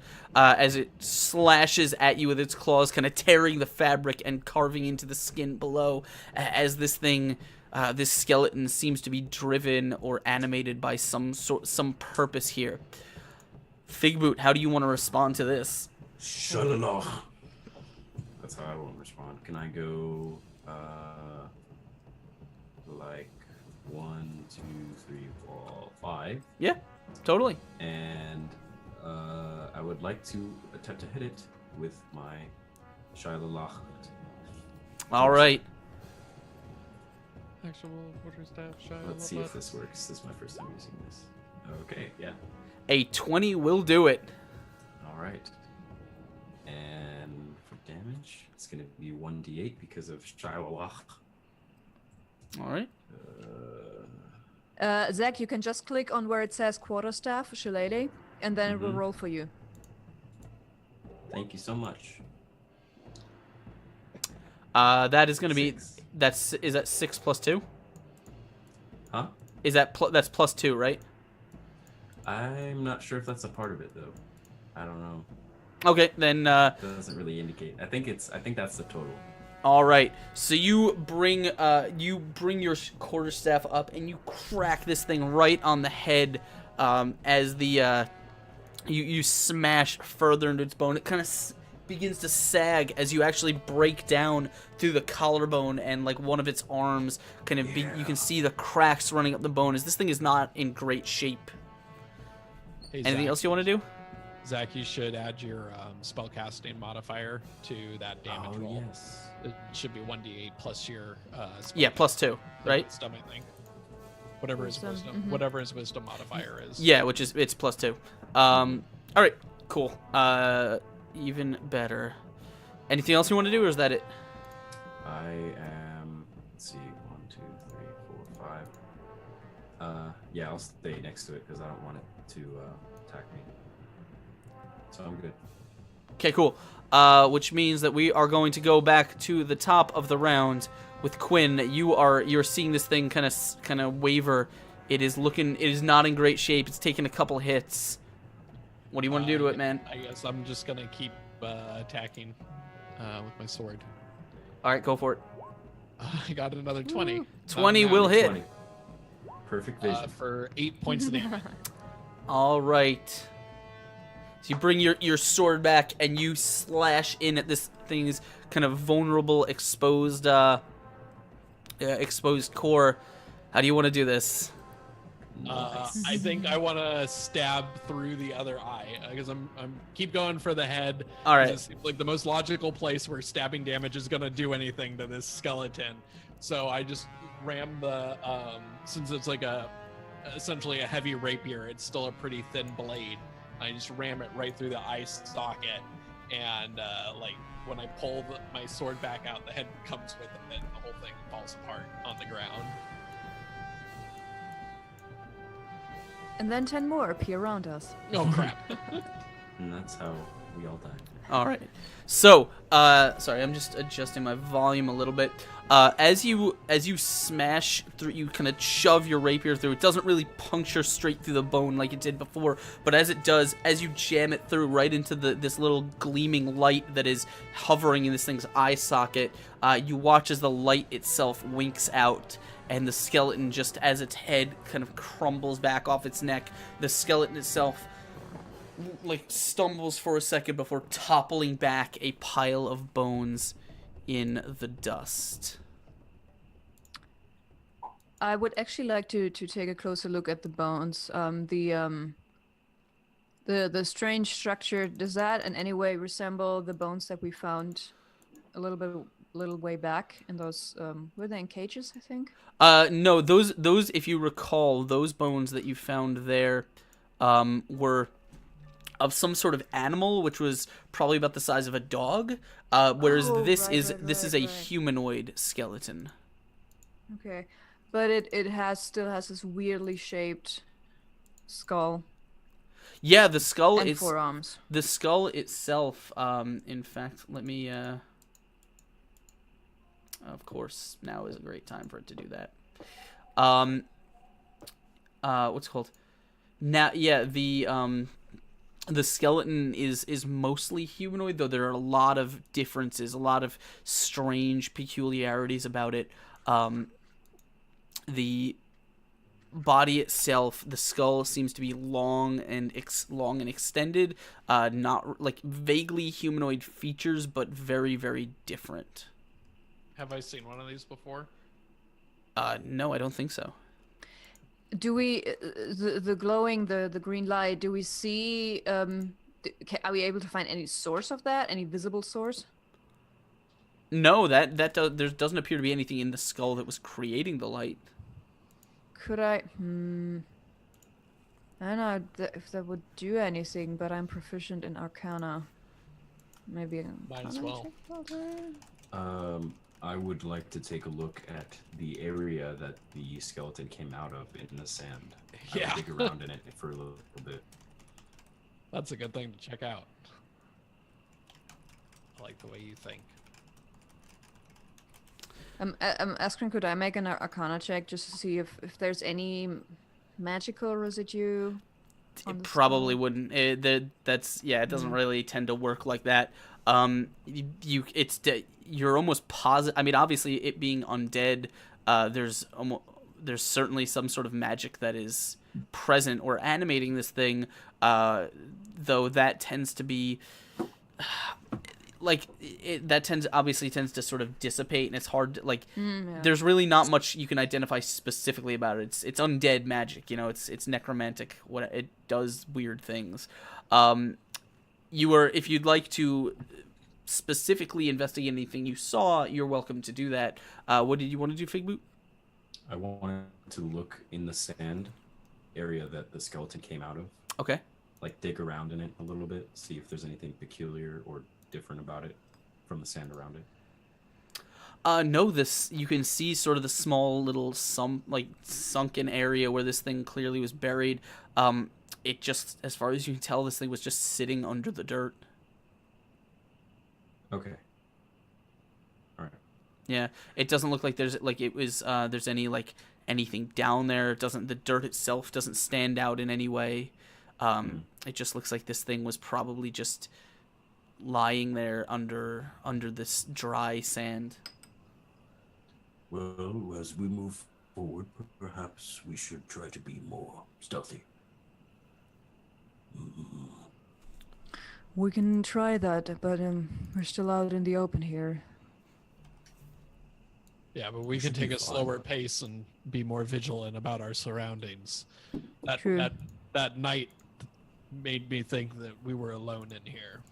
It's obviously not the case. We need to remember that these places are full of traps. And so yeah, I think we should get back on the trail, but maybe go at a slower pace and be a little bit more aware of what's going Vigilant. on around. Yeah, a little bit more aware of what's going on around us. I saw you take some hits, the both of you. Are you okay for now? Or can you take another before I heal you? Yeah, no, I'm not that hurt, so I could go without healing right now. Well, All right. I'm only down to 28 hit points, so I've probably got another good fight in me. Sure, whatever that means. I understand. Spell But on a slots. scale of On a scale from 1 to 34, I'm about a 28. all right, I understand. All right, we continue, I guess. All right. So you guys want to continue down the trail? Is there anything you want to keep your eye out for? Anything or any precautions you want to take? I want to Can we- move slower than normal, and Can we try to? you want to move stealthy? Is that what you said? Yeah. Can we? Sure, Can we, as yeah. a group, try to make? Yeah, it? Yeah. Yeah, you can. All right, let's do it. Just do it.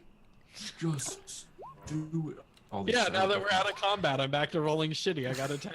I got a natural 20, but my dex is -1, so that's a 19. A natural 19. A natural 19.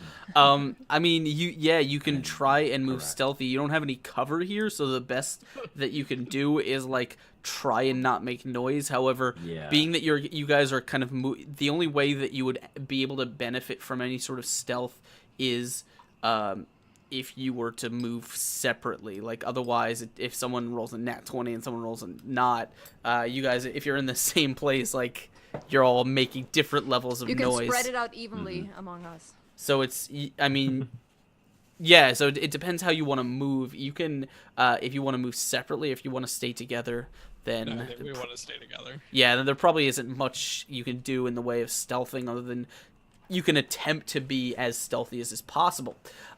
However, I think we're just moving More cautiously. aware. I yeah. think we're moving cautiously. Slower. All right. So as you guys kind of trek along, you are going. This trail seems to follow along the side of this this rock face here. So you're going to be moving around the south side of it. Obviously, you can see other things. The trail, as far as you can tell, seems to be heading in a straight direction towards the cliff wall directly opposite you. Like, directly over here. Huh.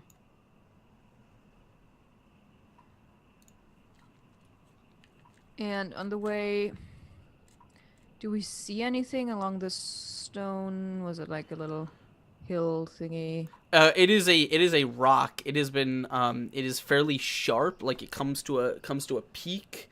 There's no discerning features about it that you can identify immediately. It just looks kind of like it's rising out of the sands here.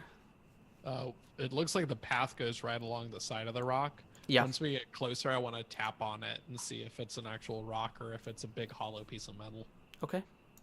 Let me move you guys over here. So as you get right up to it, now that you kind of tap on the rock, it appears to be solid stone. This is quite strange. Hmm. I do not know what to make of this place and its purpose. Let's just move on for now. Or just spend as little amount of time as possible here. Agreed. Let's move. We keep going. Yep. All right. So as you guys get about here, Robin, you are in front, so I will ask you to make a perception check. Okay.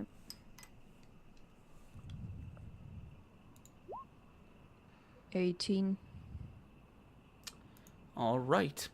As you get to about here, you see there is another one of these kind of ledges that rises about 5 feet above the desert. And on it, you can just make out the kind of the dark shape of what appears to be a pile of bones. They seem either bones or sharp, sort of jagged shells or something. Like you've seen them sort of dotting the landscape. Do you mean this over here? Yeah. Okay.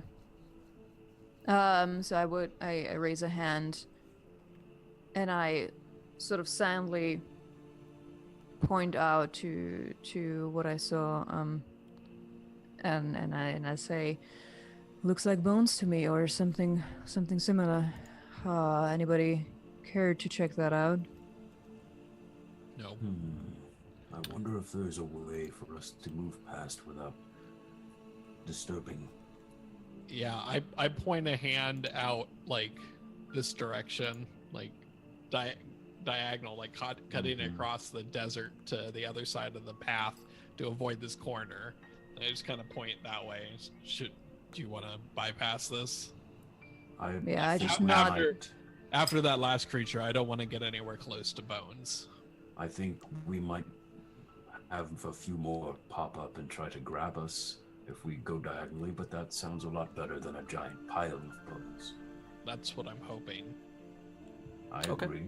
So you guys, you wanna kind of leave the path and cut across the desert? Yeah, like Okay. pretty much on that route right there. Okay. I will move you guys to here, and I'm just gonna. Whoop, you guys are kind of walking the path this way. You guys are walking the path this way. Robin, roll me another perception check, please. All right. No. Okay.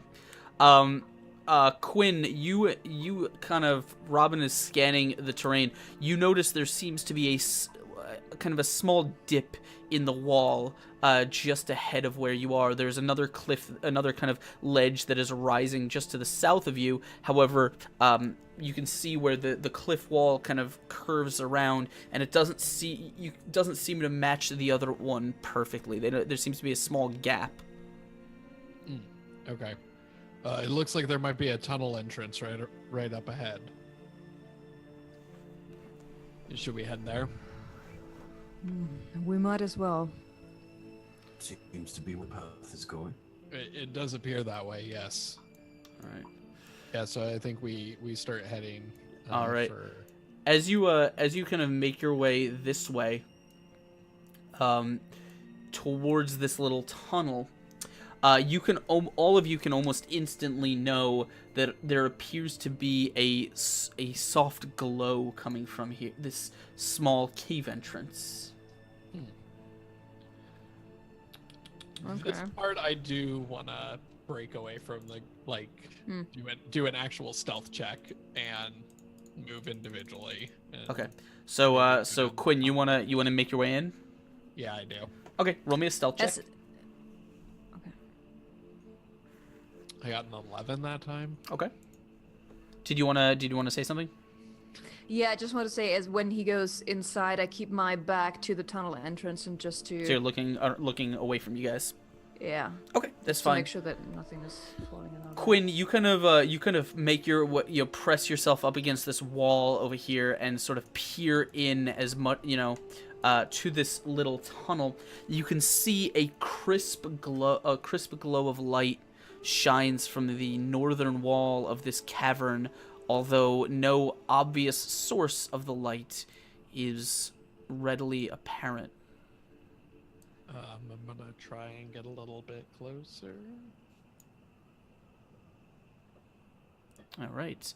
As you get inside, let me just reveal a bit more.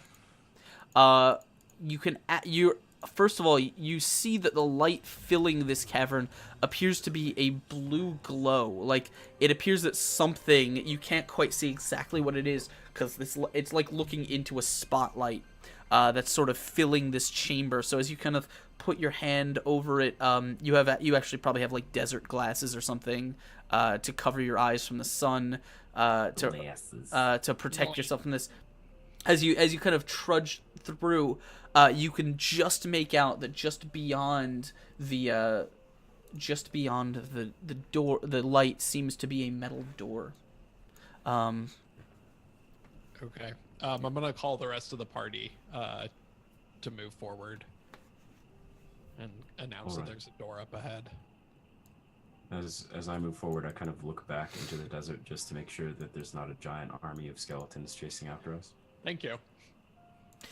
By the way, the door itself, it doesn't quite look like a metal door. In fact, what it looks like is the light is fairly bright, but it seems to be shining directly out from like between a crack in a stone wall, rather than like a sliding door that you're used to. Oh, weird. Okay. Do I see like a card reader or anything? No, on it the looks door? like stone. Just all of it looks like stone. Yeah. If I walk up to it and start like pushing on the gap, does it slide open like a door? As you put your hand on it, you Whoa, hold on. oh. I'm not doing that. Oh, okay. I've already lost one arm, like I said. So you just want to walk up to it and look? Well, if I'm gonna stick anything in it, it's gonna be the crowbar. Okay, where do you want to stick? What do you want to touch with the crowbar?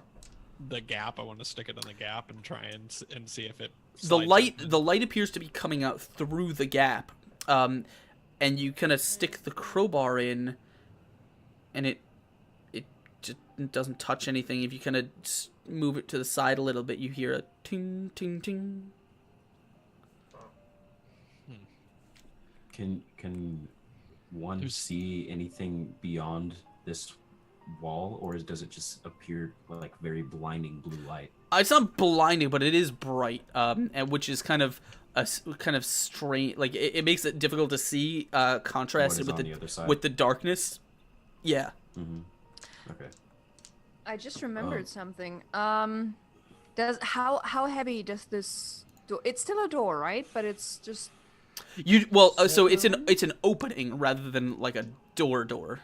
It looks far like as- a crack in the stone that like Basically, bright blue yeah. light is emanating okay. from. But the path that we were on, it ends there. The path seems to end right at this little cavern. Yeah, it kind of becomes a little bit more difficult to identify once it enters the little cavern here, but it does seem to head here. Yeah.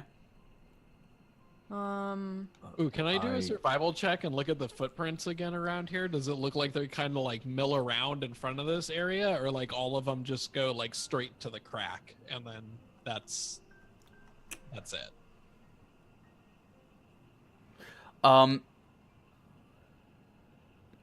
Like, It I want to looks- see. I want to see if it looked like people like came to this area and then were like, I don't know what to do. It's a dead end, or if all of the footprints like just like march right on through the gap. Like, they kind of, the reason it becomes less a path and more a muddled confusion here is because it looks like, as far as you can tell, there's a lot of sand and dirt kicked around here that probably indicates, much like what you're doing right now, someone kind of, people kind of milled around this chamber, not sure of what to scratched in their do. head, yeah.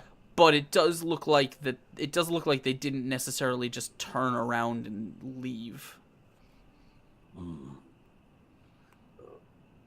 you Okay. try prying it open with the crowbar? Well, I tried prying it open and I didn't get any purchase. No, on you it. touched it. You touched it with the crowbar. Yeah, you didn't try Oh, try to push it. I'll Just- specify. I would like to try and pry it open with the Okay. crowbar. Okay. Sorry, I thought that was evident from what I was doing. I had meant to pry it open from the beginning. All right. Roll me a wisdom saving throw, please. Okay.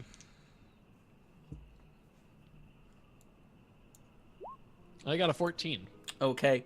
As you kind of lean in with your crowbar and you just kind of put it in this light and you start to push, you kind of can't really do it from where you are, and you kind of have to lean on this stone wall a little bit to get some purchase. And as you do, you almost like, where you put your shoulder, you almost like stumble forward as if you expected there to be a solid surface and there wasn't. Shit. Oh. And you kind of stumble a few steps before your shoulder hits something solid and metal.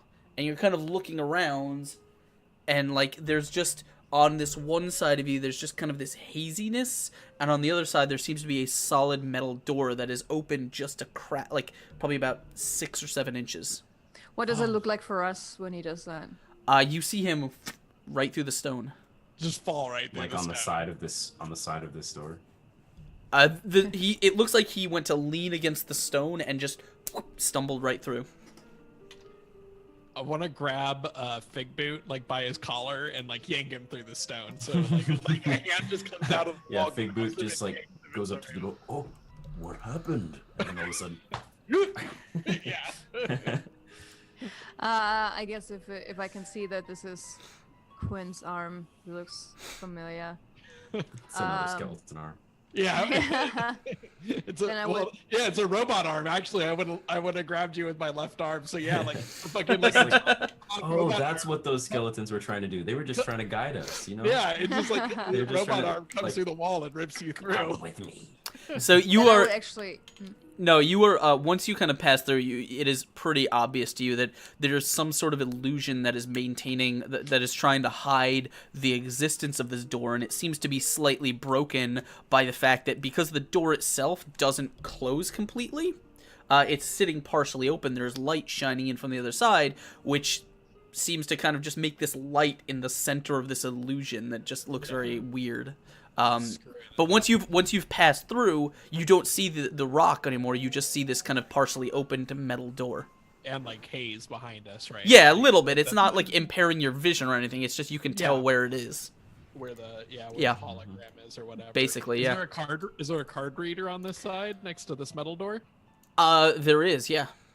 But the door itself is already open. Remember? It's open. I'm yeah, sorry. that's where the light is Yeah. coming from. It's already Well, partially when open. you said it was open partially, I thought it was still like kind of like the other door where it's still inoperable or whatever. It probably is, but it looks like this has been the door. You can almost instantly identify. It looks like this door has been damaged a little bit. Does it look like the card reader is on, or that's? Doesn't off look like as it's powered. No. Looks like okay. someone like you tried to kind of bash their way through this door. I guess. So as I see that robot arm come through, I would just draw one of my daggers and then sort of carefully, sort of dagger in one hand, and then carefully walk through that door onto platform. What was it? Nine 9 3/4. quarters. So you guys wanna make your way, try and squeeze your way through into the room beyond? Yeah. Yes. Cool. Let me. Yeah, or have Karak open the door more if she can. Or Well, use more oil. One of those two options. all right. So who's going through first? I guess I will. I'll Okay. go first. Quinn, you squeeze your way into the chamber beyond. You're standing in another sort of metal chamber, so you've left the desert behind you as you are standing in a metal room that is brightly lit by glowing panels in the ceiling above you.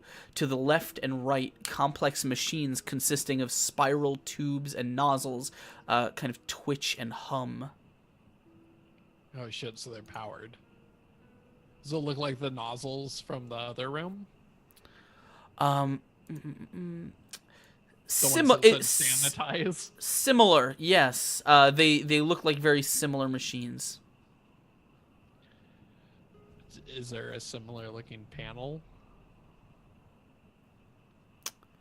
Give me 1 second. I'm just looking for. I just realized that the sanitize button is probably only scary to Quinn, given that his personal hygiene is not exactly up to. It would I'm just- probably be more scary to Figboot.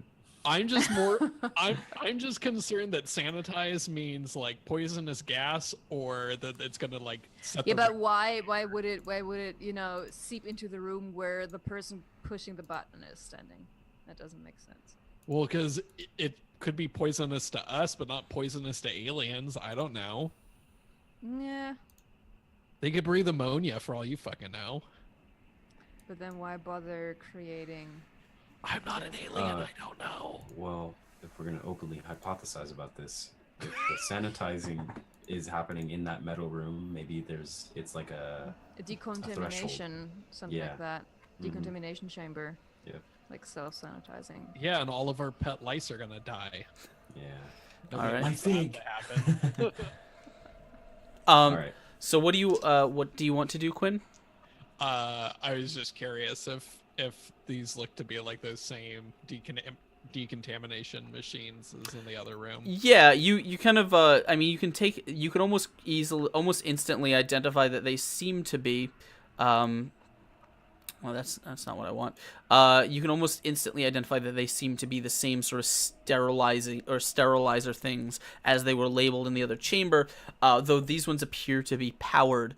However, it's like you can. Do you want to look for anything about them? Do you want to? No, I just want to do a quick glance around. I recognize them as being the same. Do I see any like immediate threats in the room or anything like that? No, it appears to be empty. Okay, then I'm gonna I go back to the door and I address the party and say, "Come on through. There's a ruin. The ruins continues up ahead. Just don't touch anything in this room." Real quick, I'm a little bit confused. I thought the room that Quinn is the one where he pulled Figboot also in, and then I went also. No, that was when I pulled him behind the. So there's a fake hologram stone wall. Then there's the door. and- Oh, for some Yeah, now sorry, you're for in some another reason room. I thought that the stone, the illusion, and the metal door were There's a- right there's a- behind each other. there's Never a mind. space in between. Gotcha. There was a small space, yeah. Okay, gotcha. So as you're beckoning the people in the room, who's the first person through? Figboot. Yeah. Figboot? in Okay. The order we're in right now. Figboot, as you squeeze through the chamber, I need both of you guys to roll me dexterity saving throws, please. Nice. Oh boy. That is a nat 1 for Quinn, who is busy trying to pull people through the door, and a 12 for Figboot, which is unfortunately not enough, as it seems like there is a kind of the humming and the kind of twitching in these machines seems to build for a second before they are all of a sudden going to like explode a shower of sparks from this machine in the room, sending an electrical shock, an electrical discharge through the chamber, and it is going to hit both of you guys for Like I told you, this is no good, you guys. 10 damage on Ay, ay, ay. as you guys, as Robin, you're about to like step into this chamber as you watch Quinn and Figboot just are both just like as a lightning bolt strikes through this chamber, and just a shower of sparks, and the lights in the chamber are dark, and then like they kind of flicker back on, and you see them both kind of like standing there. Their clothes are smoking, their bodies are twitching and stuff as the lights start, begin. Oh, I thought I froze. And the kind of humming, the building hum begins again. Askren, we lost you there for a moment, but I think it was clear what you said. What part? You What were was the last thing you? Basically, what you were about to talk about the two, what they were doing, what I guess how they were in what kind of state they are. Oh, right I just said afterwards. they're kind of twitching. Their clothes are probably smoking a little bit as the lights begin to come back on, and you can hear the building hum and shaking from the machines begins again. So At this point, I would reach over to Quinn, say, "Oh," and then cast a first level Cure Wounds on Yeah, him. and Quinn's like got his like hands on his knees and he's like panting. Like, Yeah, Robin. I would step forward and before stepping in, actually, we're first calling out. What just happened? What was it? Well,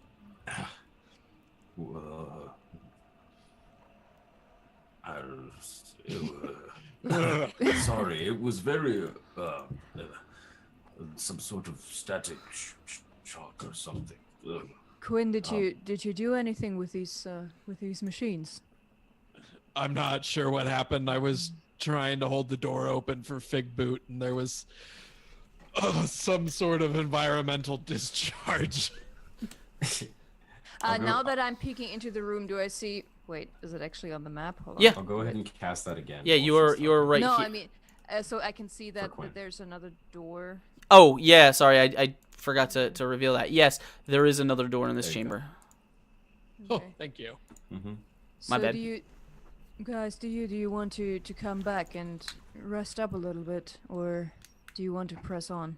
I'm good now. I'm good. Actually, I'm All good. right. I cured him a little.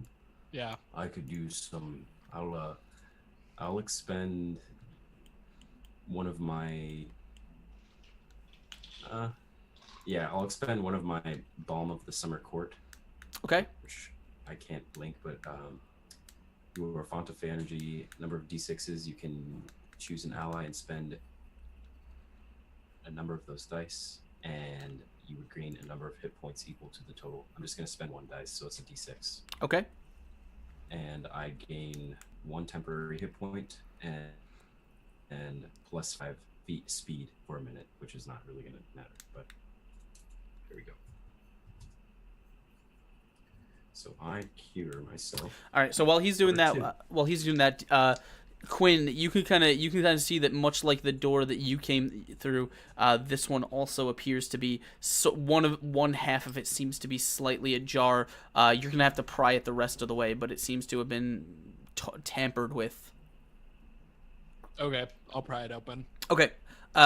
You have your crowbar, so go ahead and roll me a strength check. You have advantage on that.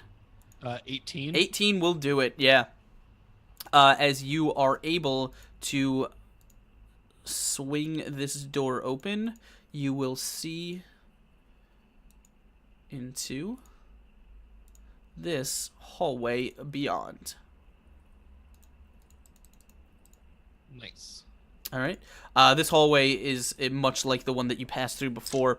Metal paneling on the floors, or metal grating on the floors, with kind of wires and mechanics running under them. Paneling on the walls. Sometimes there are computer terminals that mark them, and sort of normal the ceilings with integrated lighting. Some of them appear to be damaged or broken. Some of them appear to be flickering, but some of them do appear to be intact. So it is pretty clear that this side of the whatever this is does have power, or at least some stable power.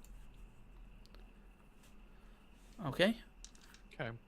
Is everybody ready to move into this hallway? it looks like it. I'm Okay. ready.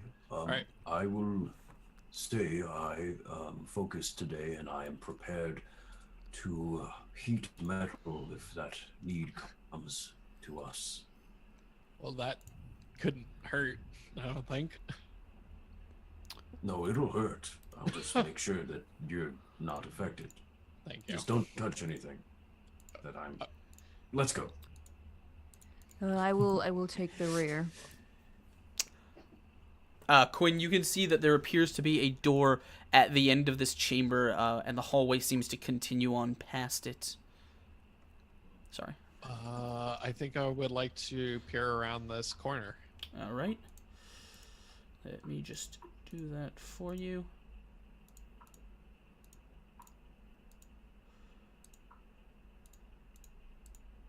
There you go.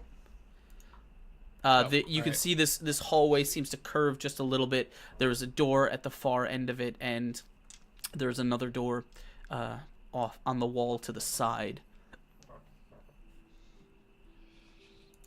Does anybody have a preference? No, not really at this point.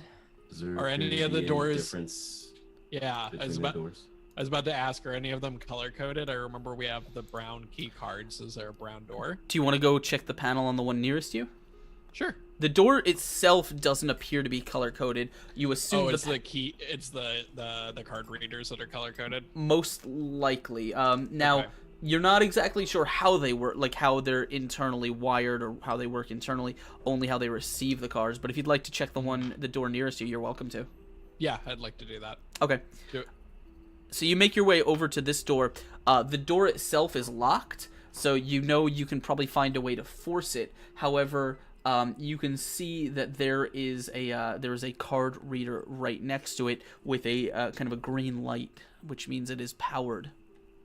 Yeah, I'd like to go ahead and try to use one of the key cards on it. Okay. You see as you're kind of scanning this, you see that there is there's a small symbol that says like a small red symbol right above the reader. As you push your card in, you hear a and then all of a sudden as the doors begin to unlock. Is the card consumed? You have to push the card One-time into use. you have to push the card into the reader. These seem to be like they appear to be issued cards. They don't appear to be like you just. It's not like used like a credit card. So you actually have to physically put it in the reader. Okay. That sucks. All right. All right. Well, I turn around and look impressed with myself to the party. Like, We're like, fuck yeah, okay. I know what I'm sure. doing. Sure. Good. Good Let's job, go. Quinn. Can you see anything? All right, Quinn. As the chamber here opens, let me just do this for you. Here. So you know where the wall is. All right. Quinn, as the doors open, you see inside this room. The room seems to buzz and hum with energy. Strips of glowing rectangles light the room from above, while strange flickering windows line the east and west walls. A large glass-topped circular table sits in the middle of the room. To the north, you can see a large metal desk covered in blinking lights, while a humming pillar of purple and black metal stands nearby, its sides flashing with tendrils of violet energy. A single golden panel flashes with a soft but incessant light on its side, on the side of this black pillar. A thick layer of dust seems to coat everything around you, sort of diffusing the lights shining from various surfaces, and many of the machines seem damaged, cracked, or otherwise ruined.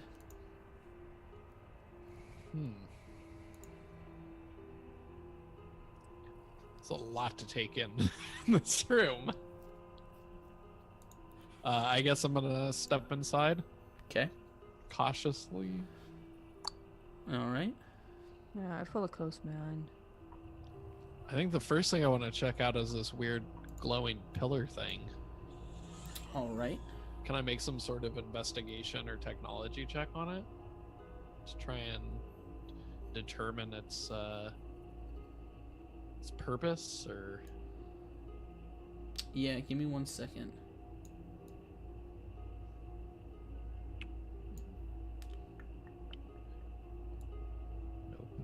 Okay, so as you're looking at this thing seems to sort of crackle with energy. You can see the machines here as you're stepping through. They seem to hum as if power is running through them, but you don't hear the machinery actually actively doing much. So you're not sure quite what's going on in this room.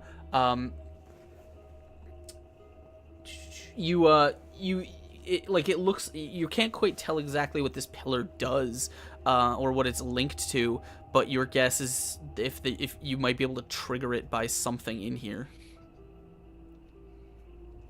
okay, what is where's the golden screen? So there was like one golden screen. Yes. Yeah, this sort of flashing gold panel, which is right, I believe is, no, not that, is right here. Oh, right next to it. Yeah. Perfect. Is there anything written on the panel? Red? No. Written? Oh, written.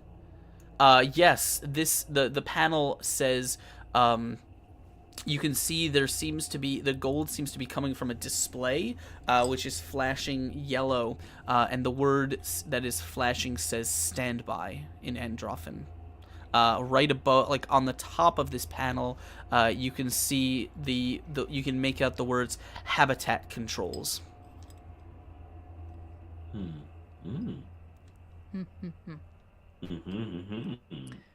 Quinn, what you got? It says that we need to stand by. Be patient, I guess. Or perhaps For it is what? in some sort of standby itself. Anything else? You think that that this device is standing by? Maybe waiting for some sort of orders from the masters that lived here before. It's an interesting theory, I guess. Were you able to identify anything else? Or to decipher, I should say.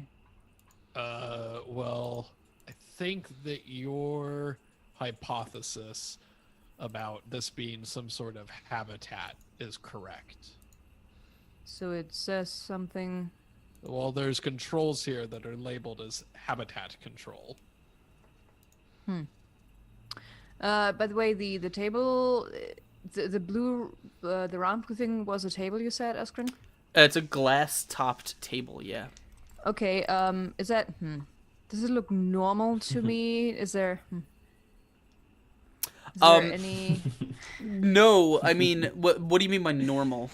Like a normal glass table, or No, there's definitely, like, it's a machine of some sort. It's Is it some actually? Is it actually glass, or is it more like plexiglass? Because I hope I can find a button that makes little maps sort of appear. yeah, on me the- too. Um, Sounds you- like yeah. It's the top of it is topped with glass, and you can just make out the glow seems to be coming from various sources of light under the glass. You don't really know what they do. You've never seen something like this, like fully assembled, and this is far more complex than any of the things that you've seen kind of brought back to the smithy or anything like that. Is there anything, any kind of button along maybe the side of the? There's probably a table? few buttons, yeah. Oh no! Don't just go touching stuff. No, no worries. As a Quinn, could you take a look at this? Hi. It looks peculiar, but certainly not as an average table. There are buttons here, but still following your advice, not touching anything for now. Right. Are any of the buttons labeled on the table? Not really. I mean, if they are, they've been damaged or they've been kind of rubbed away. Assessing what exactly, like, there's a lot of stuff in here you assume is just like for someone who understands this technology, is fairly obvious. So your guess is that you could, in theory, attempt to take the power mode in this room off of standby and find out what everything does. You don't know if there's a way of doing that for each individual thing. Absent that, I'd let you make a roll to find out, but I think that I can take this out of standby mode and put it into active mode. I mean, you'd have a good shot at it. You think? Yeah, I'll try it then. All right, If make me a technology roll. This is something I've come across before, but yeah, I'll try. Probably not, but you can read enough and you kind of have enough common sense that you think you might be able to. Okay. So I got a 15. A 15. Okay.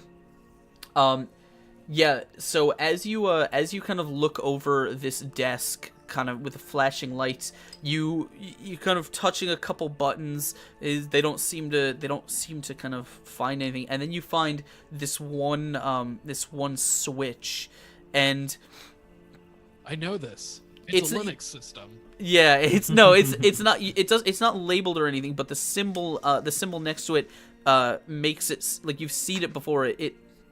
You think it's some sort of like reset switch or relay, and as you kind of push this kind of flick this lever, all of a sudden, the whole room just begins to whir and hum. You can hear several sort of muffled clicking and buzzing sounds seem to fill the room around you and echo through the walls.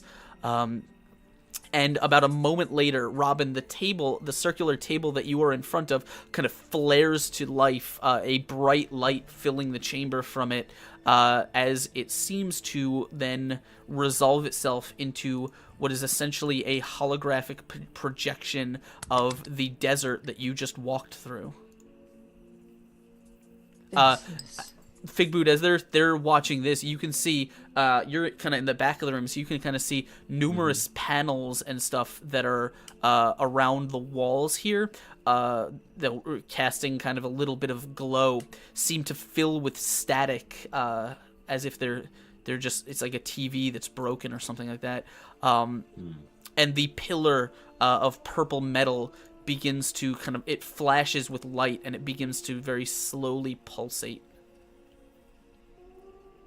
So at first I would look around sort of apprehensively, thinking back about what happened in the small room. But then after a few seconds, curiosity takes over and I sort of carefully touch the rim of the table and then sort of reach forward into the holographic image of the desert. Just to enjoy the effect, I guess, of my hand going through this. Okay, yeah, it kind of like you disturb the image a little bit as you pass your hand through, but you don't feel anything. This is Figboot. I've never seen an illusory effect like this. It's similar but different. Do you understand? I certainly don't. I do not. But I am wondering, perhaps something failed in this system that made those skeletons. If it said something about habitat, maybe it's been unkept for a while. If you catch my fig. It could be. She, just as a mention of the fig, the corner of her mouth just twitches the tiniest bit. There's the tiniest grin, and then she says, "I guess the question is just if they always meant to host skeletons, or if those are just the remains. But I mean, it had this weird green light coming from one of its eyes." That's a really interesting theory. Can I find anything on here that says like skeleton control? No, there's nothing that says skeleton control. Yeah, no, that's this computer over here. Yeah, is there a button that says release the skeletons? Like, Re- in re- big red letters. You- Release the skeletons! it's Exclamation point. release the hounds, release the bats, release the zombies. No, no, no. None of these are right, guys. I guess the one thing that still confuses me, it could very well be that Quinn, you have never seen a being. I mean, just imagine the skeleton with flesh on it and hide. Have you ever come across such a creature in the desert? Like with four arms and a weird shaped head like that. I'm gonna guess no. Askren, is there any reason to believe that I've seen a four-armed humanoid before in the desert? No. So okay, the I've, princess I've no. never encountered On this anything console. that is that. Is there anything on this console that indicates how you may alter this habitat thing that you mentioned? Different settings for it?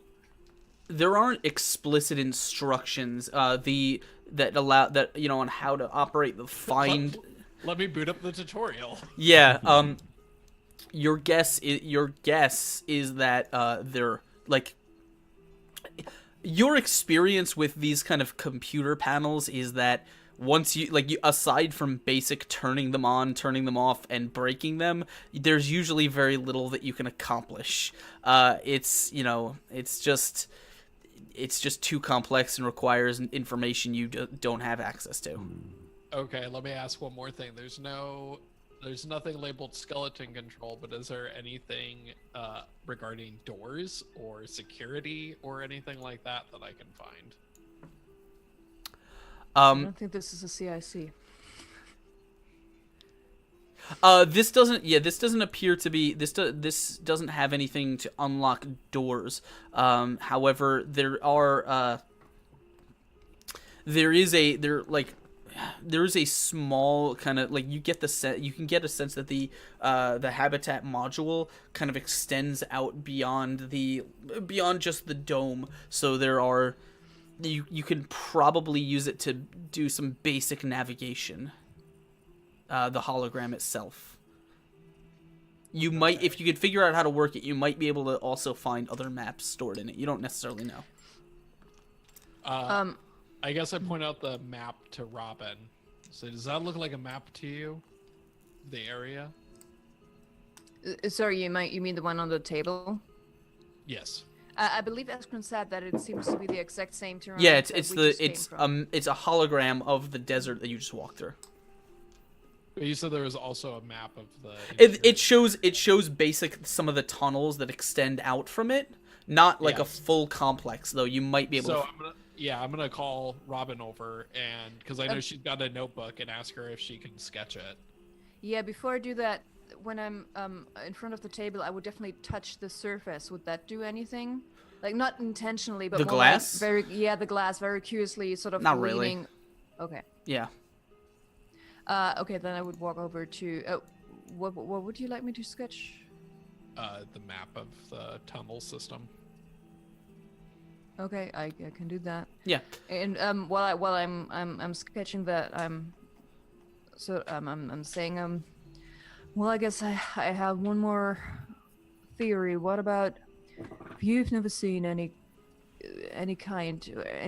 close to this kind of creature? What if whatever lived in here? I mean, everything obviously seems to fall into this technological field that Connor is so obsessed with. What if that thing came with it? I think that might be the best guess. It doesn't quite explain how it could be resurrected, like, because to me it seemed like necromantic magic, but I just sort of shrug and then continue to. You think that the skeleton could be the creator of the technology when it was alive? Who knows? Perhaps. By the way, what is the green dot at the far side of the wall? that just another console? That is a console. That is most like probably one of the glowing, control desks that Quinn was able to activate. Though. Okay, so he already was looking ahead, has already looked over those. Yeah, I mean, there's not a ton in here that you can readily identify. It looks like once you've activated the room, unless you can find a way to sort of fine tune and fine control these systems, there's probably not much you can discover. You could obviously try damaging stuff. However, your hologram, basically the map that you got that shows you, and I'm going to draw it on here so you guys can see it. Let's say that this is the desert valley, right? From what you guys can see, there is a kind of a hallway that runs like this around it and then exits this way. There are some rooms like here. You guys appear to be in one of those rooms. So there appears to be a long sort of hallway that rings the entire module just outside of where you are now. You can also see there's one, as far as you can make out, there's one more chamber, which is basically directly to the north of you guys. All right, I want to do I want to ask 2 more questions. Okay. Number 1, is there anything in this computer that says torch or like turn on the torch or anything? No. Reset torch No, this would be something like Whoa! this hey, is as far as you can tell. Solve all our problems. As far as you can tell, the computers here are specifically controls for habitat. You can make out quite a few things that address different like environmental bits and bobs, but none of them seem to be functioning properly as far as you can tell. Okay, my second question is there a lamp in this room? There are ceiling lights. But no, like desk lamps? No, there's no desk lamps. Okay. Bummer. Do you need a desk lamp? I don't need a desk lamp. Talura needs a desk lamp. To what? Talura, the shopkeeper back in town. Oh. In the first episode, Yeah, she asked me yeah, to get a lamp for her in exchange for my tobacco. Yeah. So What is the an the episode? That was all out of character, and you know it. I believe that's his word for memories. Yes, I call my memories episodes. Because Very sometimes peculiar one you are. sometimes he has breaks in between where I think his mind is just My memory is only in 3-hour chunks with week breaks in between each of them. Interesting. Esker, so the You that should get purple checked out. that purple thing. Tower, the computer Yeah. tower. It glowed and it started to glow and it is now pulsing, but you don't really know what it's doing. I'm kind But from the way you described it, I imagine. Does anybody remember those quote unquote magic balls that when you touched it, it had this little? That's exactly what I was thinking. Possibly. Yeah, The that ones was that make your hair stand all on it. it's just an alien lava lamp. Yeah. All right. Well, I'm kind of Okay. out of stuff to do in this room, you guys. Perhaps you should put it back into the model as it was before. I think we probably want to leave it in active mode. Could only help to have the station active, right? I guess there are reasons for and against it. I was just wondering if anybody else is here, they would already have noticed that we're In my messing with their things. in my experience, being able to turn on these types of devices makes it easier to progress through the rest of the ruins. It tends to send power to the doors and allow access to additional areas that you may Like not be able to. You're almost letting them know that you're here and that they should make way for you. Ish. Well, as I said, if anybody is indeed watching us, they would already know that we're here. And I agree with that. I mean the machines. oh, Let's keep going. Fake. as I said, it might be a bad idea one way or another. So, once more, Quinn, I trust your judgment. All right. So you guys want to Quinn? Do you want to do anything, or do you guys just want to leave the chamber? I'm out of ideas, so I'm ready to leave the chamber. Okay. Also, Quinn, you know what that means, right? That we're all trusting your judgment. So if anything goes south, Yeah, it's it's your my fault. fault. Yeah, I know that. I'm making this all up as I go, and I understand my ass is on the line if I screw up. So far, you're being convincing about it. So that's confidence. That's the key.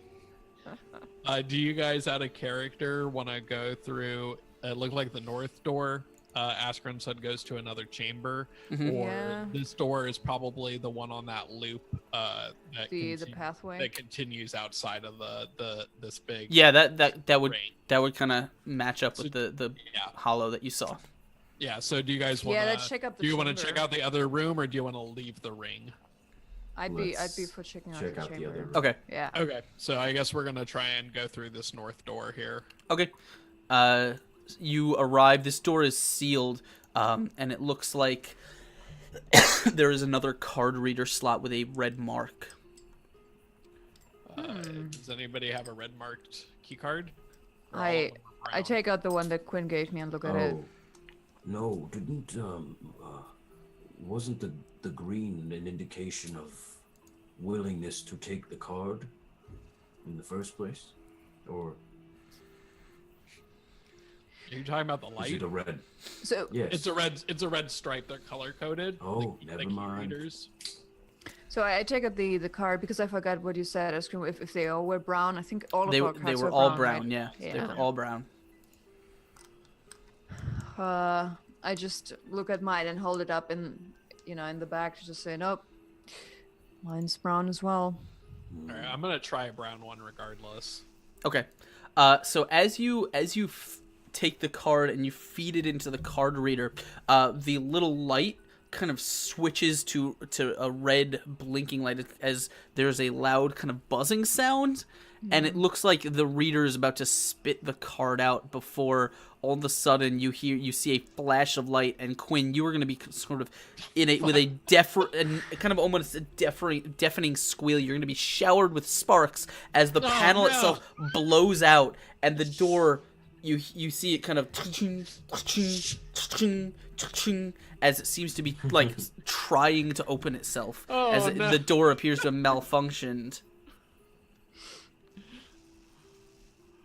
But I'm not like hurt. I don't get. No, it's just you're kind of Shoot it blown, again? like Oh, it thank just kind of God. explodes in your hands, and all that you're watching is this door, like something is malfunctioned here, and the door's like trying Now to it's- open. It's like an elevator door that's stuck. Yeah. It slices. It dices. Julien's Could fries. we see in this in the opening repeatedly what's on the other side? Briefly, not. I mean, it's kind of it's more like a sliver than it is like an It's not like opening all the way. But Karak will kind of be ready to step up if you guys want to try and use that opportunity to pry it open. Nope.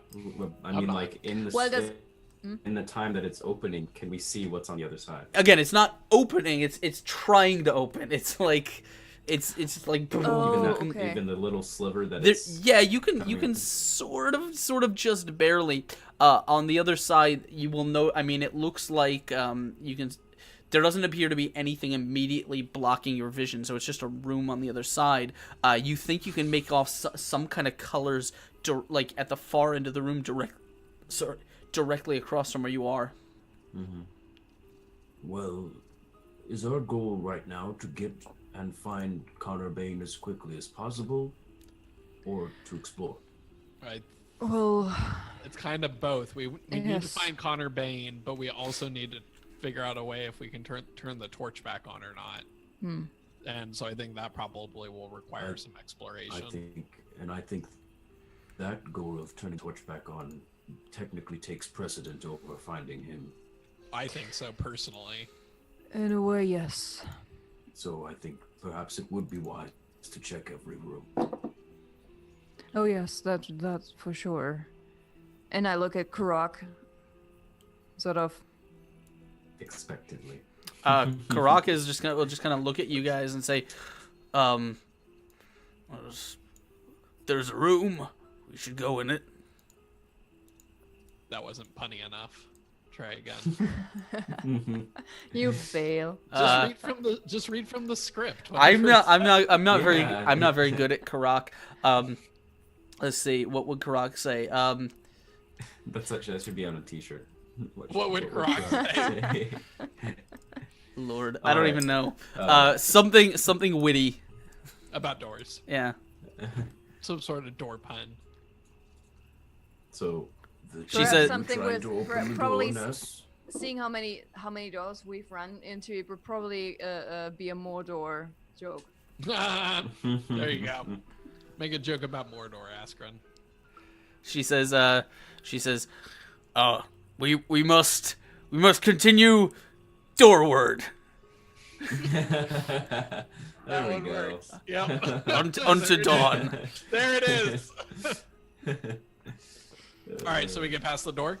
You can, yeah, with her strength and yours combined, you could easily kind of get a grip on this thing and haul not this helping. open. I'm not helping.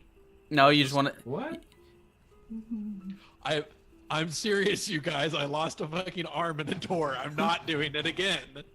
All right, well then she then. Step up. All right, so I will. We'll just. I'm gonna do it anyway, but. All right, yeah, 16 is fine. Yeah, it does hurt. She will help with your help. Can haul this chamber open, and you guys. Let me just put this on the GM layer first, before I do this for you. As I reveal this room. Come on.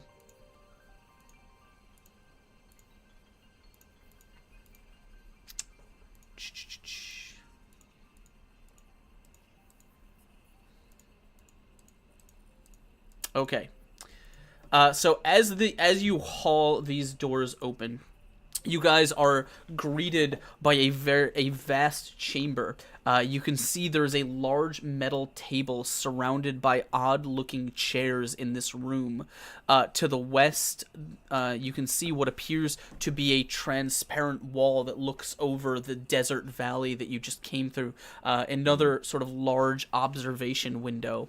There are 4 thick pillars that support the 15-foot-high ceiling here, while dozens of crude images of a pickaxe made from a skull and bones have been painted onto the walls here with some sort of ivory pigment, along with several scrawled phrases in a language that you do not recognize. As you guys sort of look into this large, sort of strangely decorated chamber. Does the pigmented scrolling appear to be more recent than the architecture? Yeah, it looks like this was painted over, though you're not sure exactly how long it's been here. Oh, interesting. What So are the brown circles again? Those are the pillars. Those are pillars. Oh, okay. Yeah. And so the writing on the wall is not in Androphen. No, it's not. Is it in? Does it resemble any language, scripted language we might know? Yeah, No. What languages do you speak? a lot. Common and Dwarvish, I think. It is neither of those. I speak And Common. Druidic. I speak Common, Elven, Khalit, Dwarven, and Androphen. Nope. Maybe Yeah, the you- only other that I speak is Thieves' Cant, but I'd be highly surprised. No, it isn't. It is not a That's thieves' it? can. But it's probably not even a written language. I don't know. But There are symbols to thieves' cant. It's kind of a mix of symbols, slang phrases, and hand gestures. There's a lot of ways of using it. It is none of those. So you guys see these strange drawings and these strange words. As you guys step into the chamber, Robin, all of a sudden, you kind of see the lights above your head flicker ominously. well, shit. Do I have time to react? Yeah, I mean, You know- nothing happens. It's You know just it's bad when you Okay. say ominous. like they just flicker over your head as if indicating that they're like, and as they come back, the lights are not particularly bright. They're fairly dim, actually, which casts a lot of the room in sort of kind of flickering shadows. I don't think we should go in here. Are there any consoles or lights? If not, then let's get. I'm just copying just a couple of those words from the strange language, just so Okay. that just to get a feel for, the type of writing, the type of. Okay. Yeah, you can copy down the Does- symbols and the words. Quinn, are you doing anything over at the metal desk? I've just kind of wandered over to the desk and in front of the big window wall, and Quinn is just kind of staring silently out the window, realizing that like somebody was watching them the entire time that they were out there. Like, we've been Well, you don't know. Robin. No, but that's what's going through his head. is, Okay. like, Robin. Oh fuck! Like, yep. Yeah. We're under observation. Roll me a perception check, please. Alrighty. Where is it? There it is. Ugh, frag me. All right. Seven. So your eyes are Figboot, I'll let you roll one too. All right. I was also going to ask the skull part of the drawing. That is part of the pickaxe. You said. Yes. Does that form of that skull resemble the form of the skull of the skeleton that we It is a fought, human or skull. Like a human. It is a like human skull. All right. Wait, where's the skull? Sorry, I It's think I all right. missed I'll half. show you. Hold on one second. It's a Great drawing on the question, pillar. Zach. Yeah, 1 second. I will show you what it Where's my looks like. perception check of 11. All right. You guys should be able to see it. So for the record, the skull kind of looks a little bit like this. The drawing, I mean. So that's the skull, and then it looks like that. I can't And then- see anything. I can see. It should be. Oh, that's because I drew it on the GM layer. Give me 1 second, and I'll move it.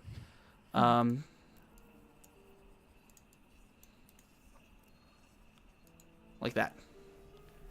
Oh, okay. Okay. So it's a Wait a second. it's a pickaxe made of skull and bones. Oh, Okay, give me 1 second though. Figboot, so you're watching Robin. Robin, you are focused intently on this writing as you try and copy it down and try and get the details of the letters and the symbols here. And Quinn, you are sort of just standing at the edge of this desk next to this chair, staring Would out the Garak window. roll a perception check too. I got it. I already got it. As you're watching out this window, just observing the kind of dark desert, which you now know to be a fake habitat, a constructed environment, you are going to notice, and just too late, a figure seems to resolve itself in the reflection of this glass right next to you. And just as you're seeing it, you're about to kind of turn, you feel the cold press of a blade against your neck, and you hear a in your ear. And as this happens, you guys are all alerted as right next to Quinn, or holding a blade to his neck, is a strange four-armed creature. Whoa. And that is where we're going to end it for tonight. Whoa. I thought you were going to be able to pull off a cliffhanger in this episode. Yeah. You showed me. But to be honest, as soon as he said that the light was casting weird shadows, I was like, perhaps not. Dun dun dun. This is Figboot's general mood of this episode was just him holding his quarterstaff. That's his mood. Getting shocked by static. I Well- love this dude's shorts. Is he wearing shorts? I don't. Yeah. They're he's sort of wearing like they pirates look cut off like shorts or torn ragged. jeans. Yeah. Yeah, or they're melting. One of those two. He's either Oh, got man. some really cool like cutoffs or they're melting.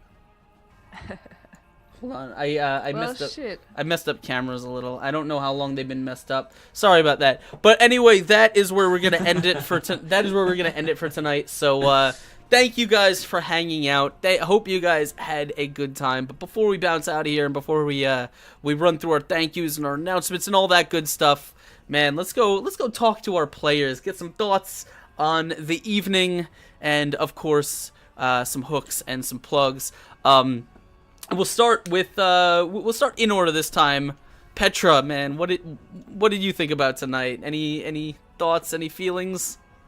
There's a lot of feels. I guess if I had to summarize in one sentence, I can't wait for the next session because this keeps on getting stranger, and I just really want to explore more. Well, I guess first we have to deal with this four-armed Our friend creature. here, Bilbo. Come in peace. Yeah. Yeah, but I Later. feel like I think what I like about it, I have a rough idea what could be going on, but I don't really know, and that's what I love about it. So yeah, can't wait for next week. Also in regards to plugs, I can finally announce that. So aside from you being able to see me every Wednesday here playing Robin, starting next Monday, you will be able to see me on the Twitch channel Encounter Roleplay, where we will start a brand new campaign with a system, Mutant Year Zero. Nice. And it's brutal. Once I fully realized how harsh the rules are, I decided to immediately make a second character sheet. Because you can die very quickly, but it's a post-apocalyptic world. We're located in the bayou of Louisiana.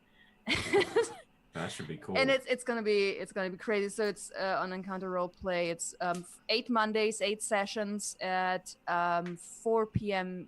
Eastern. Awesome. Well, That'll be definitely really fun to watch. definitely go check that out.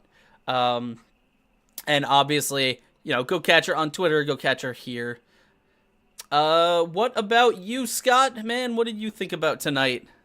Oh man, I had a blast tonight. That was a lot of fun. I think one of the more challenging parts of this game is putting yourself in the shoes of somebody who has never encountered anything technological in their life and divorcing that from what me as the player knows about technology. Well, I mean, you still know more than any of us. I know a little bit. Yeah, that's what I mean. It's a really interesting dynamic, and I really enjoy it. And this setting has been just so fucking cool, so cool. Oh man, you can follow me on Twitter at ElenondRPG. You can listen to past episodes of Tabletop Champions. That was the old podcast that I was on. If you want to hear some of my older work. Otherwise, the only current D&D project that I have going right now is this one. So please continue to tune in every Wednesday for Iron Gods. Having a blast, and I hope you guys are too. awesome, man, awesome. And what about you, Zach? That's yeah. Oh man, it's crazy. I definitely enjoyed this change a lot more than the last time. I think the last time, just like the creepiness of those shadow people just and the gremlins being stabbed in the back was not fun. But then going through here and it just I don't know. It gave me like a more fantasy vibe than a sci-fi vibe for some reason, which I really liked. I'm curious about this. It's like we uncover something new every single episode that we have to figure out, and then it ends up making sense by the end ish. Or not. Always ish. Yeah. But yeah, it's interesting. And I like how we're I like the methodicalness of us going through. Like, we haven't really moved very far, but it feels like we have, and it's usually like that. But Yeah, it's very interesting. Oh man, Exciting. glad to hear. I'm glad you guys are enjoying the. I'm glad you guys are enjoying the setting. It's different. It's weird, and there's a lot of nuance. But hopefully, it gets more interesting and we get more stuff going on as we explore it. As always, my name is Askren. I am the host and Dungeon Master here on Exploding Dice, where you can catch live roleplay now 3 times a week, possibly more, because we've always got some stuff in the works. This actually ends our streaming week, because my streaming week is Saturday to Wednesday, and then Thursday and Friday I have off from streaming. Yeah, we hope to see you guys this Saturday, because there is no Writhing Moon at 8 p.m. Eastern, but I might be hanging out a little bit earlier for you guys. Maybe we'll host and watch some other streams, because this Saturday is Tabletop Day, but at 8 p.m. Pacific, we're going to be hanging out on the front page with the Relics of Nova Vita, our section of that awesome marathon. You could take my word for it, but why do that when you could, in fact, go for the nope, hold on, I'm finding the link. This is it. Here is the link to all of the information on the Twitch blog, because don't take it from me, take it from the official people at Twitch. So what ask- genre? What genre will it be? So I'm too lazy to click on the link. It is going to be an open legend game in a Okay. genre that is hard to define. That is the best I can say. It's gonna be it's gonna be a little bit fantasy. Probably, I'm actually thinking of it's gonna be a little bit more historical fantasy than anything else. But we will see. You will see. It's gonna be very, very weird. But it's gonna be a lot of fun, and of course, everything we raise is for charity. You mentioned a while ago that you would have possibly Satine Phoenix on one of your talk Yes. shows. So what happened, and I actually talked about this on the last either Coffee Time or Creative Monday, I don't remember. What happened with Satine is we were talking on Twitter. We were DMing back and forth for a while, and I was under the impression that she was going to be on this past show. But then I sent her a message to ask if we were all good, if I could start running promos, and then I checked, and we'd been talking a lot about the time and stuff, but we had never confirmed a date. And so she was like, no, it couldn't have been this week, because I'm going to be in Vegas. And so we're going to be I didn't realize that she was going to be. She had a work thing that came up. She's definitely going to be back in May, though. It's actually going to happen. It was just a weird scheduling snafu, which sometimes happens because I'm an idiot. But yeah, that is going to obviously, you guys should definitely come check out Fuzzy Dice this Tuesday. I'm going to be hanging out with Dale Rick, the host or the DM for the Lost Initiative show. His Scott Davis. He is a good friend and an awesome guy.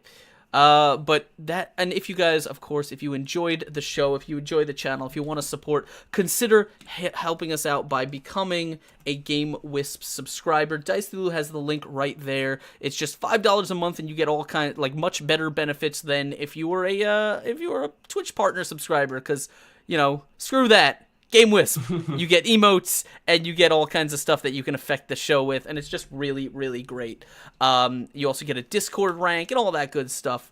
And as you guys can see above me, we're running our last major goal, donation goal for the week. So for the month, I think we're gonna have 1 day to make that, but I don't know, whatever. Either way, you guys have been awesome with your support this month, and it is just hugely, hugely appreciated. We smashed our goal, our normal monthly goal, and so that means that we have plenty of leeway to keep running into the next months. That's gonna be it for us, guys. I think we're probably gonna go host someone. I would say raid, but I think Twitch has been fucking up all night, because I don't even see our show on the list of people that are live right now. So I don't even know if we're live. We may not be live. Oh gosh. But I think we're probably going to go hang out with someone here. I'm trying to figure out who is streaming D&D that we can go hang out with. Dungeons and Distractions. We haven't hung out with them for a while. That's who we're gonna host. So yeah, thank you guys for hanging out. We'll see you next time. But as always, don't let Dice Thulu get his tentacles on you, because you might accidentally be trapped in an alien habitat. Take care, guys. We'll see you. Toodles. Poodles. Bye.